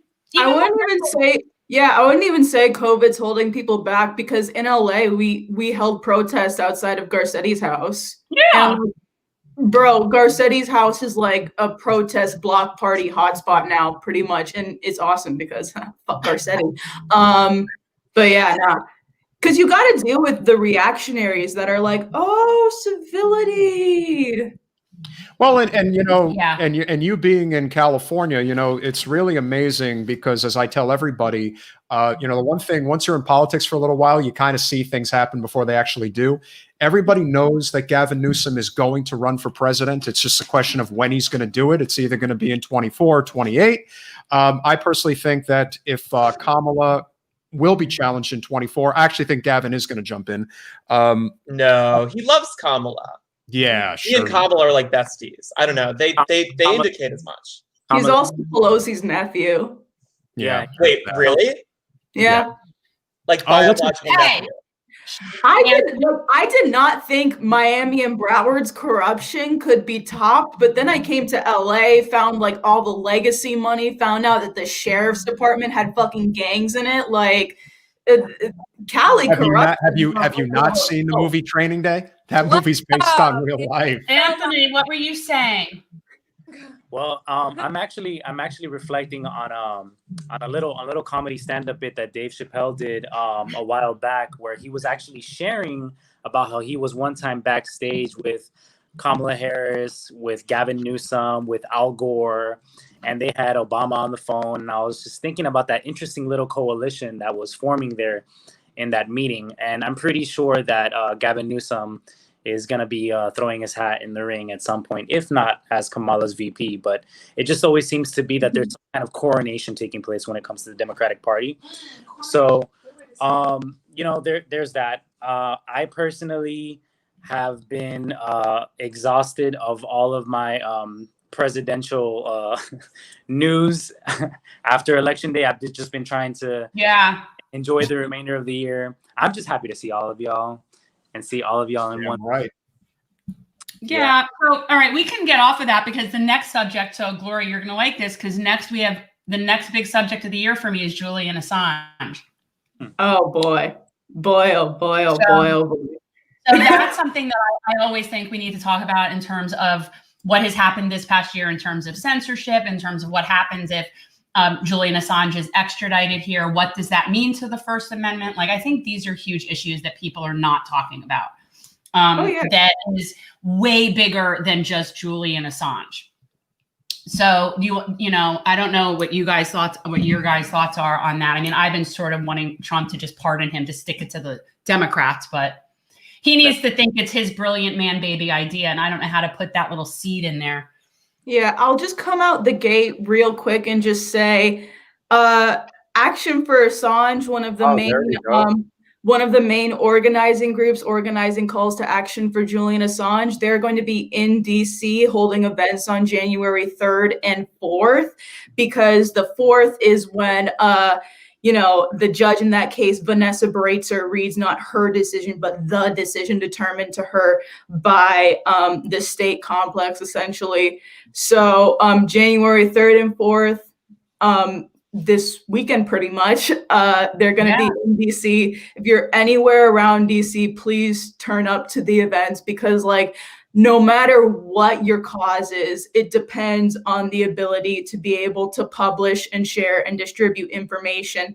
And what the indictments of Julian Assange does is it essentially criminalizes the act of journalism, which all kinds of causes rely on. So if you're anywhere near DC, please turn out these days. Yeah, I can't stress that enough to people. I bring it up pretty regularly. I make sure to bring it up with, you know, in interviews, anytime it's even remotely relevant. And as somebody who has a journalism background, this is very personal to me. And the fact that if this actually happens, it really is the end of our First Amendment. People don't understand that the fact that we would be able to charge somebody under an Espionage Act who is not only not a US citizen, but printed truthful material is extremely horrifying. And people really need to grasp the gravity of the situation. That's what I think. I mean, it's pretty massive. Kat and Nicole, if you want to chime in on this. Yeah, sure. I mean, I think that one thing that has to happen is to have more public support for this. I mean, one thing that my mind just keeps flying back to was, it was during the primaries, and it was at a specific event in New Hampshire. And when the subject of Assange came up, and the person on the stage at the time was talking about how he was imprisoned, the room cheered and clapped. And I think that stuck with me the entire year, thinking about that. And it's really incredible, not in a good way, in a bad way, how much our media has shifted the perception of him and has dodged what this is actually about and why he's in prison right now. And we also saw this even in the days with Snowden. And the media plays a part in trying to execute their own narrative to try and criminalize the actions of what Assange and Snowden have done. So it's really the public's perception that gets shifted by what they're told. And that has to change. And I think as we're moving slowly to more of an online independent media apparatus, rather than just relying on watching CNN or Fox or MSNBC, we're getting more of the story rather than just what you're told essentially through a mainstream narrative or mainstream media. Yeah. I mean, and don't get me wrong, everything I think, I feel the same way about Edward Snowden. The only difference is, like, I'm not worried about his health and well-being, you know, like on a daily basis. Yeah, it's the principle is the same, no doubt. But he's just, I don't find him as vulnerable and fragile at this point. Absolutely, absolutely. I think our you know, civil liberties, this is one of the things that, you know, we've discovered, you know, during the campaign, post-campaign, and everything in between right now. There are a lot of commonalities between progressives and libertarians. And even though from an economic standpoint, there are a lot of disagreements, when it comes to civil liberties, that is something that we basically see eye to eye on almost exclusively. And I think we need to be doing everything in our power to build those bridges. I think Jen does an exceptionally good job of that, especially the response that she got going on Tim Pool's show. I think it kind of opens up that. I got called Karen by so many people that we lost track. Well, he's got a lot of Trumpers that follow his thing. It was something. But there were just as many that were extremely encouraging. You know, we got a lot of people that, you know, follow the show now, comment on the show, and look, you're not going to agree on everything. It's not going to happen. But knowing, and of course, we'll come to, you know, Medicare for all and what's going on right now at the end. But, you know, knowing that the crux of what you're fighting for is really what needs to be bringing people together. If you are concerned about free speech and what you are and are not allowed to say, and recognizing that censorship is a very dangerous animal, especially with big tech and what they're able to get away with, the monopolization with Facebook, with Google, with everything. You have to be willing to defend this. And if you're not, I think the worst thing is the fact that people are total freaking cowards about Julian Assange. They won't even say his name. Yeah. Just say, I think what he did was bad. No, they won't even say his name. To me, that is you either are for the people or you're not. It's really not a gray area as far as I'm concerned. Well, I just think that the things we should agree on should be our constitutional rights. Yeah.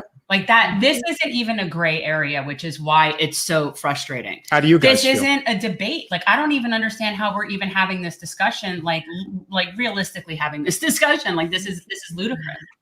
I think a big issue is that like most Americans like genuinely can't think of what it'd be like to not have freedom of speech. Yeah. So they actually aren't even thinking about what would it be like if that was challenged? What would it be like if they couldn't have a free press? And I think that because we actually cannot even begin to imagine that is sort of seen as sort of a more fringe issue, I think, in our politics. Which is so funny because the problem is that we've lost our free press a long time ago because what most people are watching that they think is news has been co-opted about 40, 50 years ago. So the people that have been watching Rachel Maddow all along, they haven't noticed the gradual decline, like they haven't noticed the complete corporate takeover of the Fourth Estate. So they still watch what used to be news. The people on TV actually were journalists at one point. That actually was a thing. So people don't even really think about it. They just think, oh, that's the news. And so that's the problem. It's like been this gradual, complete brainwashing. And the irony is you hear all these people say that Assange is this and Assange is that. And the truth is they can't stop screaming from the heavens about, oh, China and Russia and all these other places. You mean countries that actually take away your free speech? Because that's what's coming here if you're not careful. I don't know how you say it's like, to me, it's already happened. The censorship, the use of like everything that somebody doesn't agree with is fake news. The fact that we come at things with two different sets of facts is insanity to me. The fact that respecting opinions means respecting another set of facts that's not like good for progression and, healthy discourse. It's just not. We live with two different sets of facts. And we're not even allowed to discuss it. Bryson, Josh, anything to add? They're just with Assange, I find the most alarming thing is that AOC literally was in an interview with Jeremy Scahill from The Intercept, and she said outright that she didn't even support Assange's freedom, which I find completely shallow. Yeah. I saw it. It was really upsetting. It was very disappointing. And not only did she say it, but she was so wishy-washy in how she said it. And it was so feckless. I was very disappointed. I saw that too. And I did not like that. And I generally don't say negative things about AOC when people do, but that really irritated me. Gotta call a spade a spade. Exactly. I think that was the point where I lost all hope in AOC. I had my issues with her in the past, but that was it for me. I was done. I think I volunteered in the campaign twice. Career climbing. I do. I think a lot of it for her is career climbing. And that isn't necessarily a bad thing, right? Like we want certain people to have a certain amount of longevity just so that you have institutional memory and you have people that are growing and bringing the movement with them. So it's not necessarily bad. But when it controls what you say, when it makes it so that you don't stand for the same things, then it's not really a win. Like I always said that with us, like if we win, but it's by not being with the values that we have, then we're not winning. That's not a win. Mm-hmm. Bryson. Come on, Bryson. We know you're alive. No, I mean, I honestly think Catherine and Nicole, they literally just kind of took the words out of me. And I mean, you just love Catherine and Nicole. Oh, I do. I mean, I love them over the course of the campaign. I had to deal with Catherine and Nicole so much. It's just brother and sister at this point. I know. Yeah. Can't say all enough of those phone calls. We were calling each other all the time. Jesse, Anthony, Charlia. Charlia. Do you have baby on the brain, Charlia? Does Charlia have baby on the brain?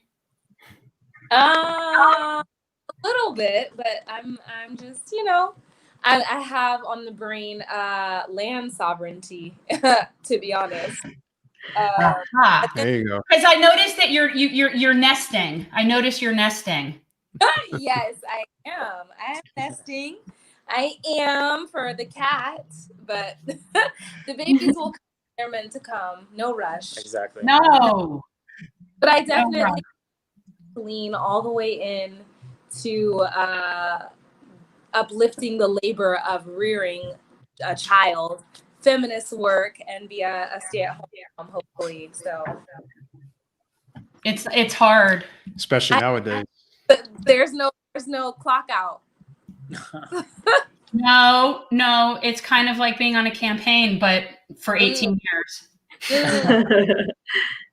Well, my mom really wants babies, so hopefully when the time comes, she'll be down to help support, because I'll need time to go to the gym and do my thing, you know? Yeah, I hear you. Okay, so we've exhausted the Julian Assange conversation. We support Julian Assange. I'll add one more thing to that.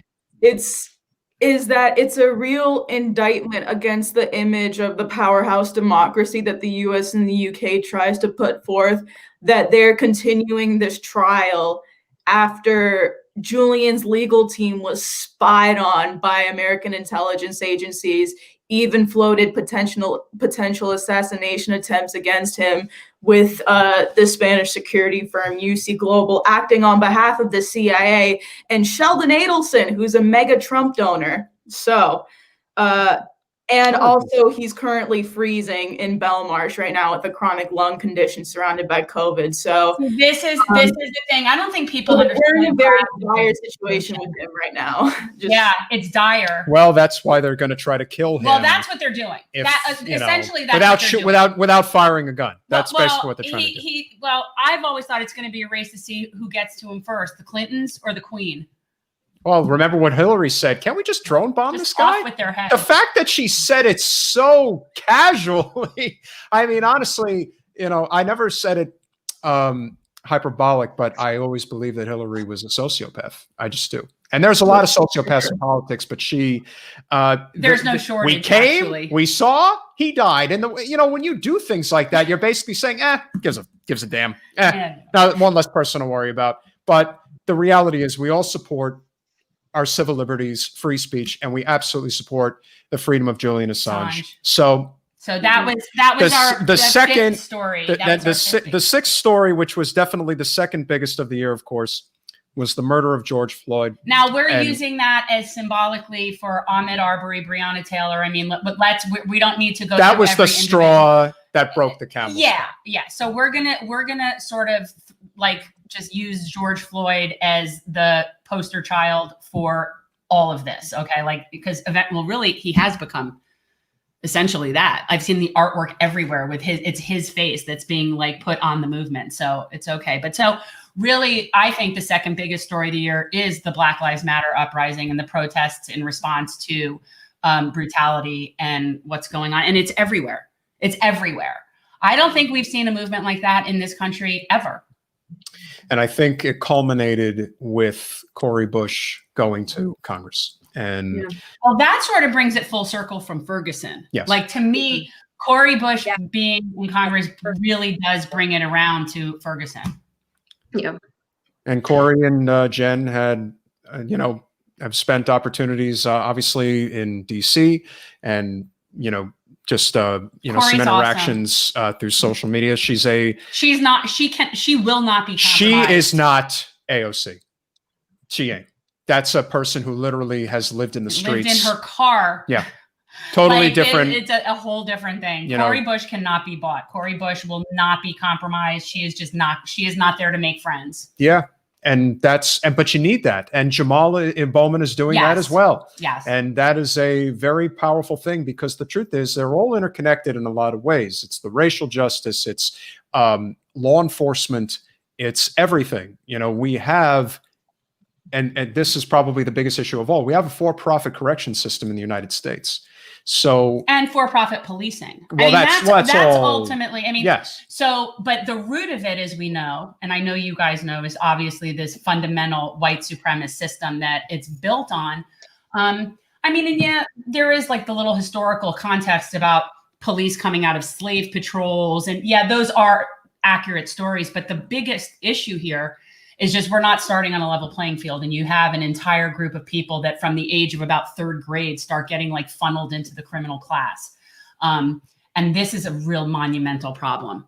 It is. And it starts really young and really early. And that whole mindset is what permeates our culture and permeates our law enforcement. That's what I think. Have you guys had any experience with that? With what? Like law enforcement, anything, that you can speak to or have spoken to? I mean, I'm good friends with Jordan Chariton, and he told me what it was like being in Ferguson and, not having such a pleasant experience, but especially not for his cameraman, Ty, who is black or was working with him at the time. There's, again, law enforcement, especially if we're trying to identify, where the biggest problem is, in my opinion, with law enforcement in the United States, is the power of the Fraternal Order of Police.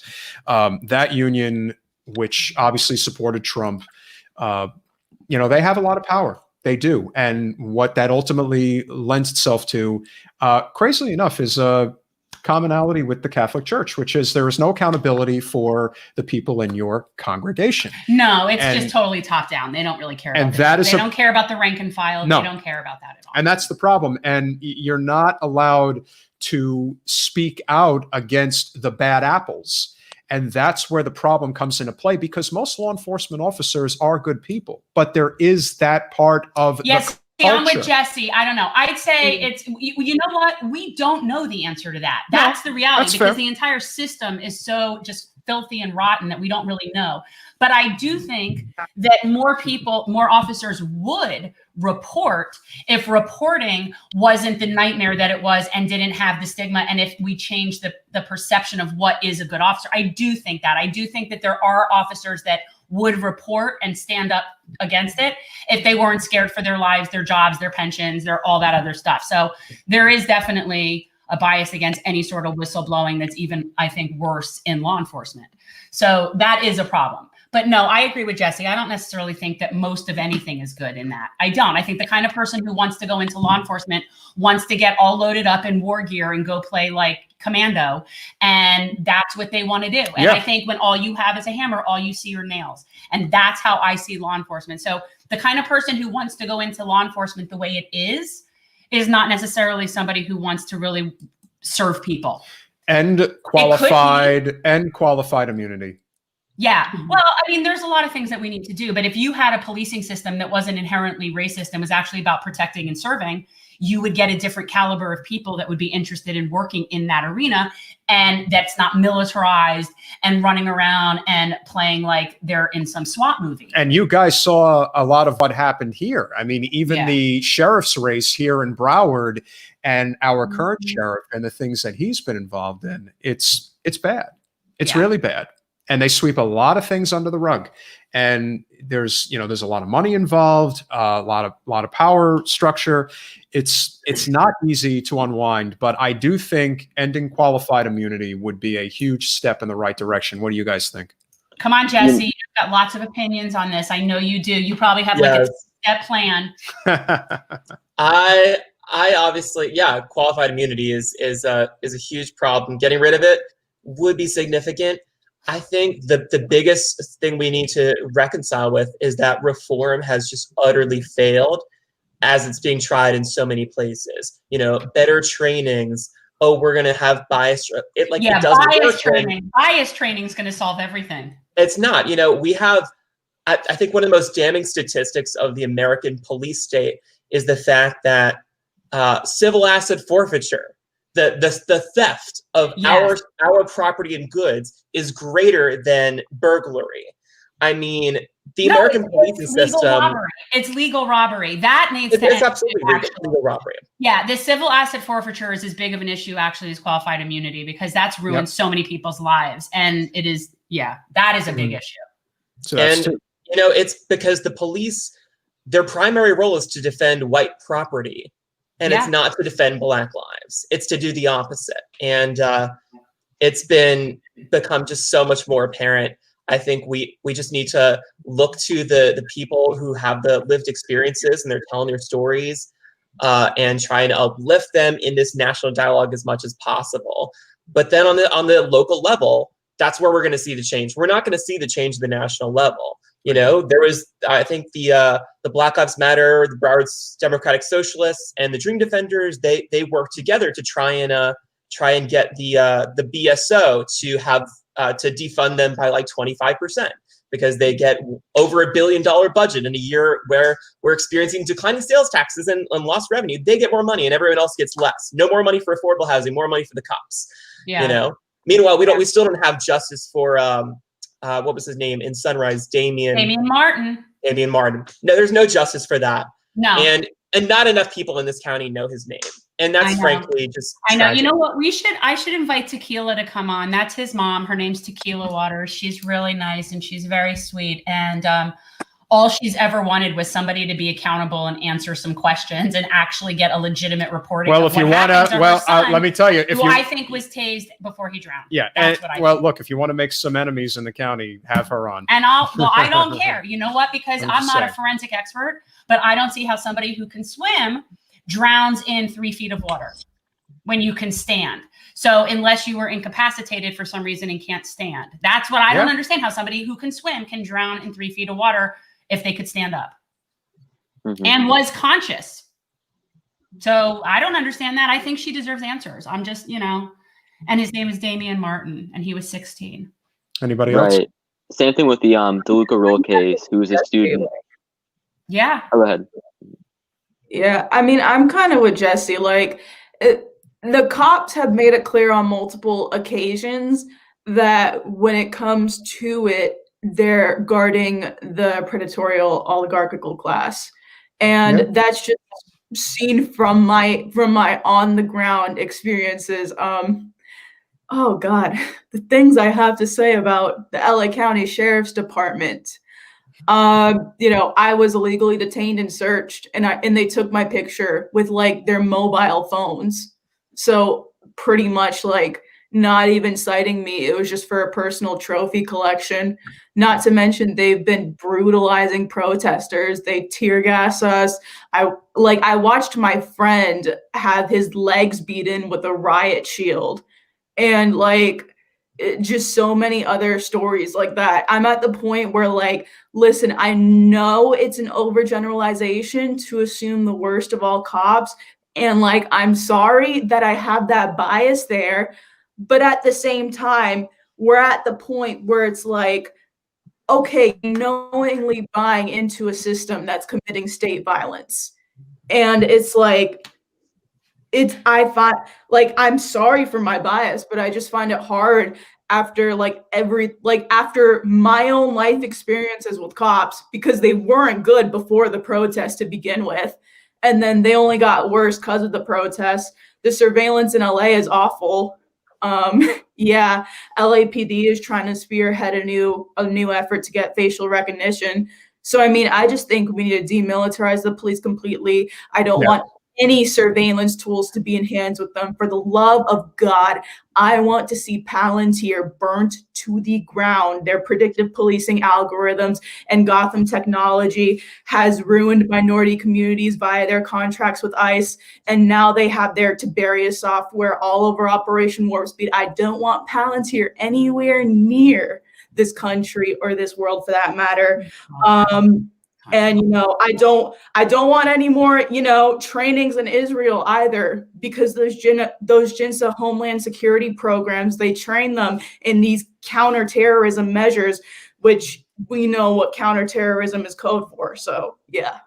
Well, I was going to say, I mean, all of this is sort of a microcosm for our general overall world policy of militarization, imperialism, and policing the world. So why would we expect it to be any different at home if we're going to be the police of the world?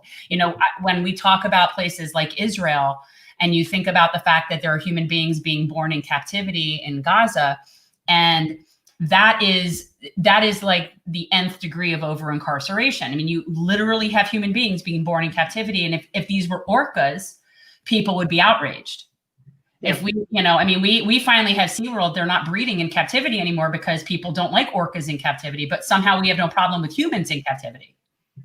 And I think we've been desensitized as a nation to violence in the Middle East. We expected. We say, well, we must be there for some reason. There must be some reason why we are intervening in, Syria, Iraq, Libya, elsewhere. In terms of Palestine, I think we have bought into a narrative that somehow Palestinians have either deserved it or brought them upon themselves, when these are innocent people that are being, literally, they cannot leave their territory. They can't, if you're in the West Bank, you can't go into Israel to go to a hospital or go to college, or you can't go to the sea or the beach. You can't leave. And what I always found astounding, and I've been both to the West Bank and to Israel, but I, as a foreigner, can walk down a street in Hebron in the West Bank and have more rights than a native of the West Bank. Yeah. There are certain streets that I can walk down freely, where if you are living in the West Bank, you cannot walk down those streets. You have to take the path around. And it's just, we don't see this side of this, in our media. We don't talk about this. I think a lot of people don't know the basic facts about it, because I've speaking to people even casually about this, clearly they have a very fuzzy picture of what's happening between Israel and Palestine. So that, I think, plays a huge part too, just not knowing the basic facts. I'm not really allowed to. I mean, every time I open my mouth about Israel, there's going to be, I can't even tell you, the trolls. It's just not pretty. And that's and that's one of the reasons why I'm a self-loathing Jew. Yeah, and that's one of the reasons why AOC is so quiet about foreign policy, because she saw what happened to Tulsi and her outspoken attitude about our imperialism around the world. And you mess with the military industrial complex, you're basically sealing your fate. And it's that fine line that you have to walk, kind of like with Venezuela down here. And that is going to get ratcheted up to a 10 with Biden getting into the White House. Yeah, we're going to have some serious Venezuela issues, guys. We need to be prepared. So we've well, and I actually I've been privileged to be able to talk to Vanessa Beeley, who's an on-the-ground journalist in Damascus right now, and she says that they're literally gearing up for war there. Yeah, because they're expecting that with the Biden administration, war with Syria is going to be in again, and they're going to escalate tensions with them again. Well, so wait for the next red flag. Wait for the next Assad chemical poisoning. Wait for the next thing that's going to happen that's somehow going to manufacture consent. It's going to happen within the first few weeks of him taking office. There'll be some sort of event in some place. It'll be Syria. It'll be Venezuela. It'll be somewhere. Speaking of, our interventions abroad, and speaking of Tulsi as well, there was an amendment that was secured in the final National Defense Authorization. It was an amendment that required a yearly study of the humanitarian impacts on sanctions. That was actually introduced by Tulsi to the NDEA. It was actually approved, so it was voted in. And the NDEA goes through a long process. So you started off in February. The president gives a demand for his budget, what he wants. It goes through certain committees to the House, passed through the House, passed through the Senate, then goes through other committees before going back for a final vote. But that amendment was stripped out of the final National Defense Authorization. So we aren't even allowed to have a study on what the humanitarian impacts of the sanctions we are putting right now on Syria, on Venezuela, and elsewhere. And these sanctions, from studies that have been put out by different think tanks in DC here, but also in other independent organizations, show that in Venezuela, for example, there are thousands of deaths in the past few years just by our sanctions alone. Right. Well, we have to be able to point the finger and blame the socialists. And it's amazing. And then, and it's amazing how we're able to continue this march around the world in lieu of the biggest pandemic we have seen in a century. Right, which brings us from BLM, which was sort of I figured BLM was my second biggest. That's the penultimate. But the ultimate story. But the ultimate, obviously, is COVID. And I really don't like to talk about COVID. I find it so boring to talk about. Oh, really? Yeah, it's so uninteresting to me. Yeah, if you follow Whitney Webb and my man Ryan over at Last American Vagabond, there's a ton of shit happening behind the scenes with COVID, because like there's so much that they're just hoping to slide under the rug with this stuff. Like I mentioned, Operation Warp Speed contracted Palantir, whose software, like I said earlier, ravaged minority communities. There's also the fact that Google and Oracle are contracted with Warp Speed as well to, you know, stifle any opposition to the official narrative, not just to COVID, but also to a Biden administration. There's also the fact that the contracts done under Warp Speed were done using a military contractor for a public health project to essentially, you know, kind of to kind of escape any potential liabilities that the companies would have. So there's a lot of stuff happening behind the scenes that they're trying to make. The national security state is essentially trying to make a pivot using COVID as an opportunity to jack up surveillance. And it's disgusting because it's dealing with, you know, public health. So it's all a military operation masquerading as a public health project when like it should be serious. Like we should have our stuff together. Like, why aren't we cooperating with other countries to get a treatment for COVID? Why haven't we cooperated with Cuba to get an alpha 2B? We're not allowed to talk to Cuba. They're bad people. They're very bad people. They're bad socialists. We're not allowed to talk to Cuba. No Cuba. Oh yeah, I'm sorry. Forgot about that. My bad. But yeah, so there's a lot of stuff happening behind the scenes with COVID. And again, this is gonna be my favorite topic of conversation. He's like obsessed with talking about COVID. No, because I think it is very dangerous, and we did lose a couple of good friends. We have a sort of in memoriam section that we have planned. Yeah. I have some people. Ironically, none of our celebrity in memoriam people died from COVID. No, but a good friend's mother died. You know, Jack passed away. Our friend Jack Lieberman passed away. Mitch did not die from COVID. No, but COVID pretty much is the reason. It didn't help. It didn't help the situation because he was like running himself ragged, driving an Uber at 66 years old, driving an Uber in a pandemic. And now we look at a major topic which is coming to the forefront right now, and what is the most appropriate way to try to push forward Medicare for all. And, you know, if you think about why it was different in other parts of the world, you know, why so many people were able to survive.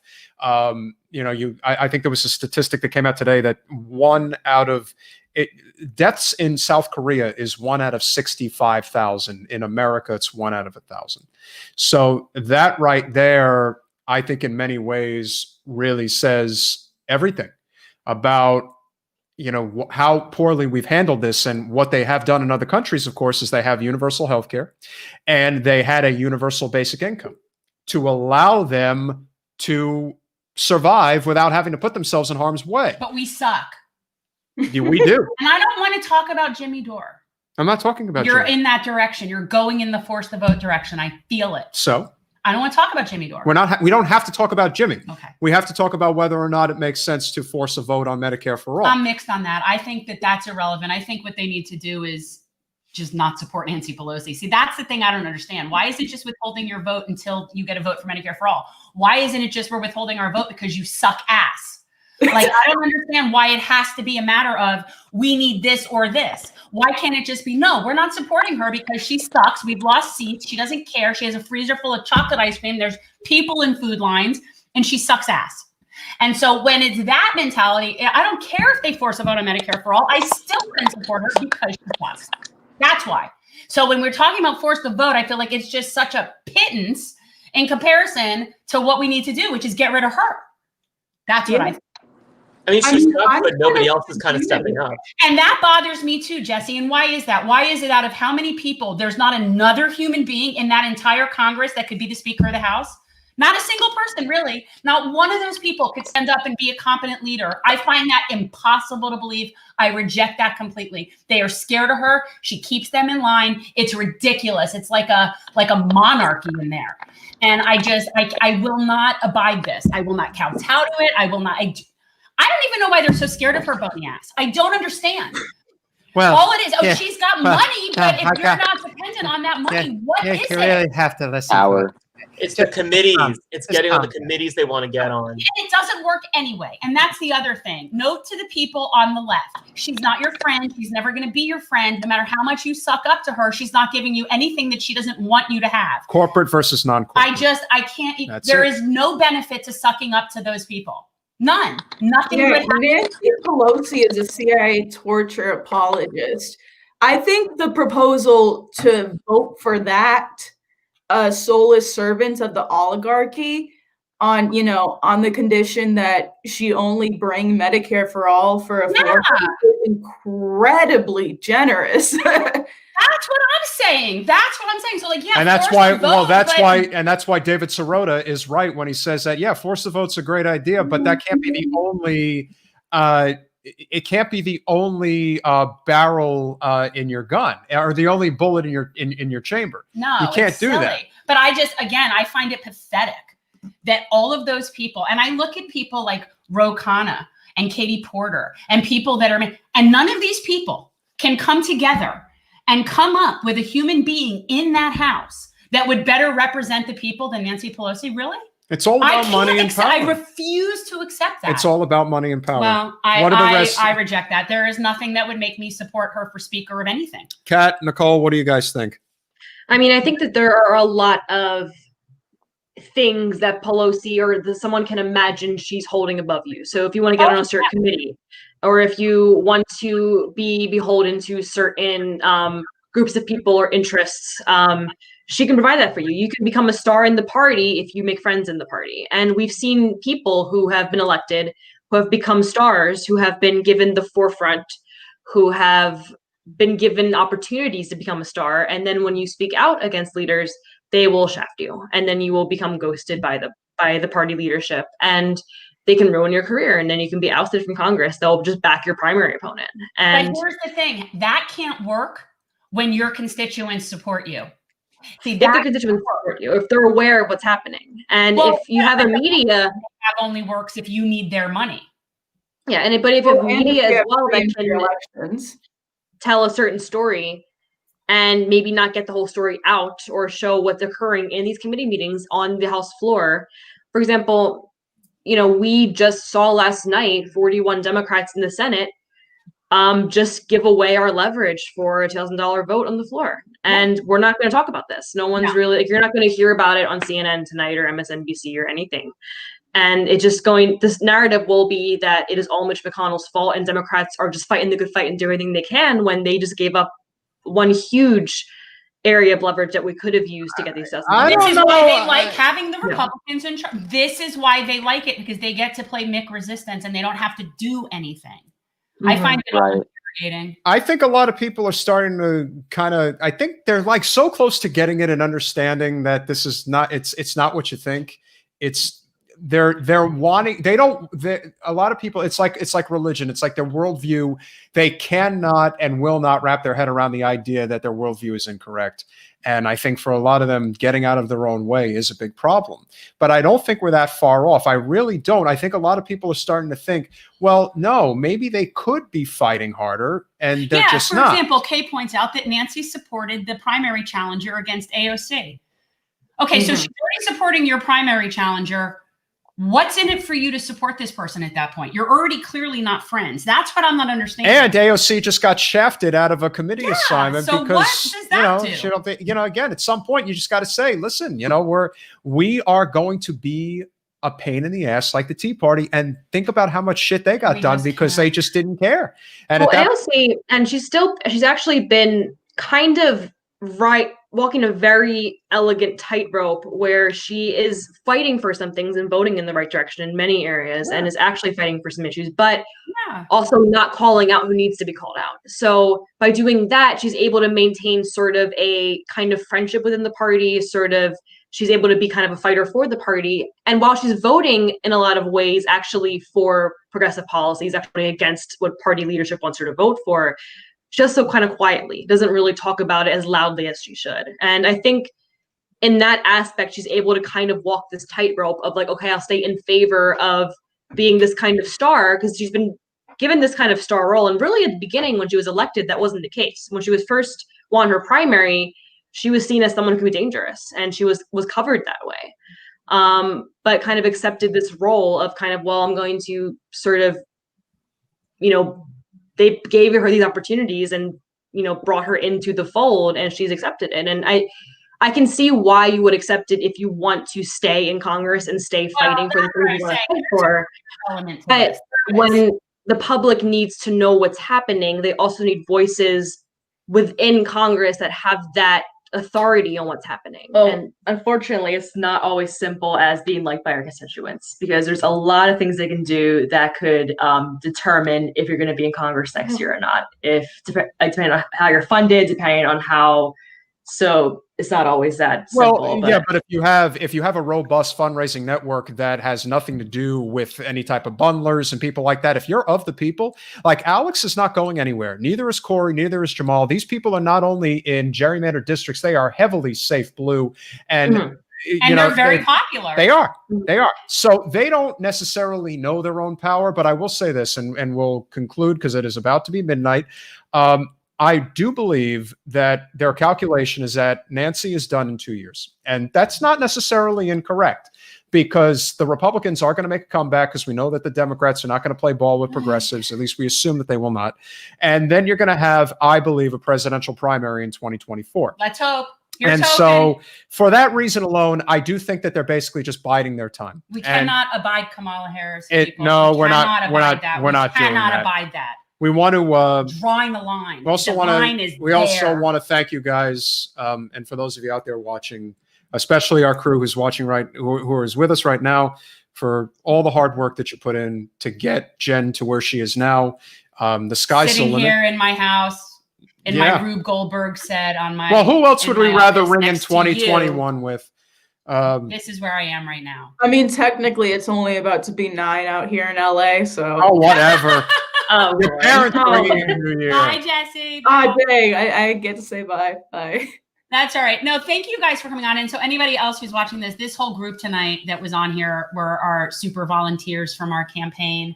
And this was sort of a little reunion of my virtual cocktail party. Primarily because otherwise I don't think I'd be able to stay awake until midnight otherwise. I really don't. I'm not normally up this late. We're very grateful to have made up this late. I that's the thing. I'm dying to wash my face. Like I can't handle this. Well, we're very grateful to have you guys here. It is officially midnight? Not yet. All right. 30 seconds. not yet. How many seconds, Josh? Now. 32 Happy seconds. New Year. Happy New Year. Merry New Year. Need some champagne. Happy 2021, guys. 2020, which is promising. We'd be looking at Congresswoman Nina Turner soon. People. Yes, we very well could. And that would really be a game changer, because that is somebody Jen actually has a relationship with. So that would when are we set to talk with her? And we will close on this note, guys. Nina Turner is going to be our Changemaker of the Week guest next Thursday. So make sure that you tune in. It's going to be a great podcast. And this is me interviewing Nina. Yeah, right. No, really. I'll ask the question. You could just fangirl. Hello, somebody. Oh my God. So every time I see her ad on YouTube, and I'm watching YouTube, have you seen her ad on YouTube where she comes on and every single time without fail, she comes and goes, I am the intern. Every time she says it, I go, yes, you are. And it's just the best. I would love to see a Nina Turner ad live. You haven't seen it? No, not like, as an add-on. Like I have ads disabled. So if you're watching like certain shows right now, it's coming up. Like it's It's all over YouTube.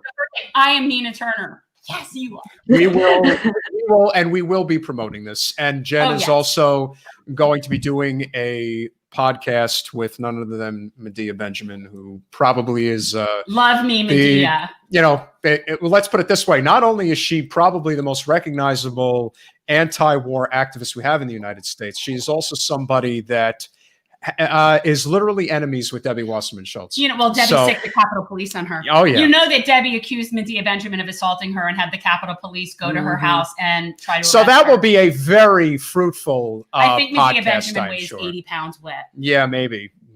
Like she could, and she's a pacifist, so she could possibly be the least threatening human being on the. Well, I will say, and I will leave with this: if Jen does go again. The one thing that I think does need to be at the forefront, which I do think you could say in many ways is Debbie's weakest point. She completely capitulates to the military-industrial complex. Oh, yeah. Foreign in policy. every sense of the word. I thought you were going to say what matters is that we need money. Well, we do need money. But what I'm saying is, I'm just talking about strategy. People can help us. No, don't say that. That's money. It's true. Money. None of the people here is that group. The Fisher sisters could possibly help us tap into Tulsi's network. That would be an example. That would be great. But you know, we're talking about, we want like the Fisher sisters to have like a trust fund, you know, like that. Yeah, and that's not gonna. I'm sorry, I don't have a trust fund. Hey, give me money. We right? don't have the rich people don't love us as much as the not so rich people do. No, but I do. Sorry, you're not rich. Yeah, well, like I said, that's why you have to continue to build the network. Keep sharing the videos, keep liking, subscribing. We have to get our view hours up. We have to get to 4,000. Yes. So guys, watch the videos. Even if you don't need to watch it, just push play on YouTube. Yeah, that would be wonderful. Please watch the podcast. And like I said, if you could like, comment, and share, that's also going to help us a great deal. We're so grateful that you guys checked in tonight. And, you know, obviously we should do this again really soon. Yeah. We could have we can maybe do like a Valentine's Day party. We could have all kinds of things, but I'm definitely going to have a festive hat if we do that. It was my one disappointment about tonight is I really have no festive headwear. Yeah, I wanted that too. I did. And I even thought today I'll go to the store and there'll be some, there was nothing like at the supermarket where they have normally like the little seasonal stuff. I was a little sad. I was going to make him wear, I wanted a tiara. Okay. I think I should have a tiara anyway. No!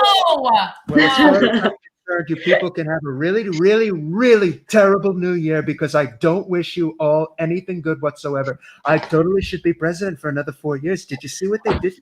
This is really, really terrible. And I do not appreciate anybody. There she is. Now that I love. Now I want a tiara. No, that's totally fake news. I don't like that mess. That's totally I do like that mask. Although, Glory, you do realize that you're not going to hide behind anything with your hair, right? Like, you understand no matter what you're wearing, I know it's you. So I stopped caring about people knowing who I am the moment that LASD took pictures of my face without a mask, you know, with their mobile phone. So I know I'm already in a dark room with like some darts on it. So y'all can know who I am. We know who We're totally going to kill your family too. We're totally Will you taking stop with that? No, really, listen, it's going to be a really, really terrible year for all of you, but it's going to be a great year for me. Believe me when I tell you. I'm totally not leaving the White House. I'm going because I'm going to smoke the midnight bowl a few minutes after midnight. I need a glass of champagne. I need the midnight. You're right. I appreciate all of you coming on the podcast. I'm really enjoying it. What do you guys give him the hook? I'm going to shut him. All right. Happy New Year. Happy New Year. Bye, guys. Bye, guys. Peace out. Did we actually end the stream or? I'm ending it. We're ending it. You're ended.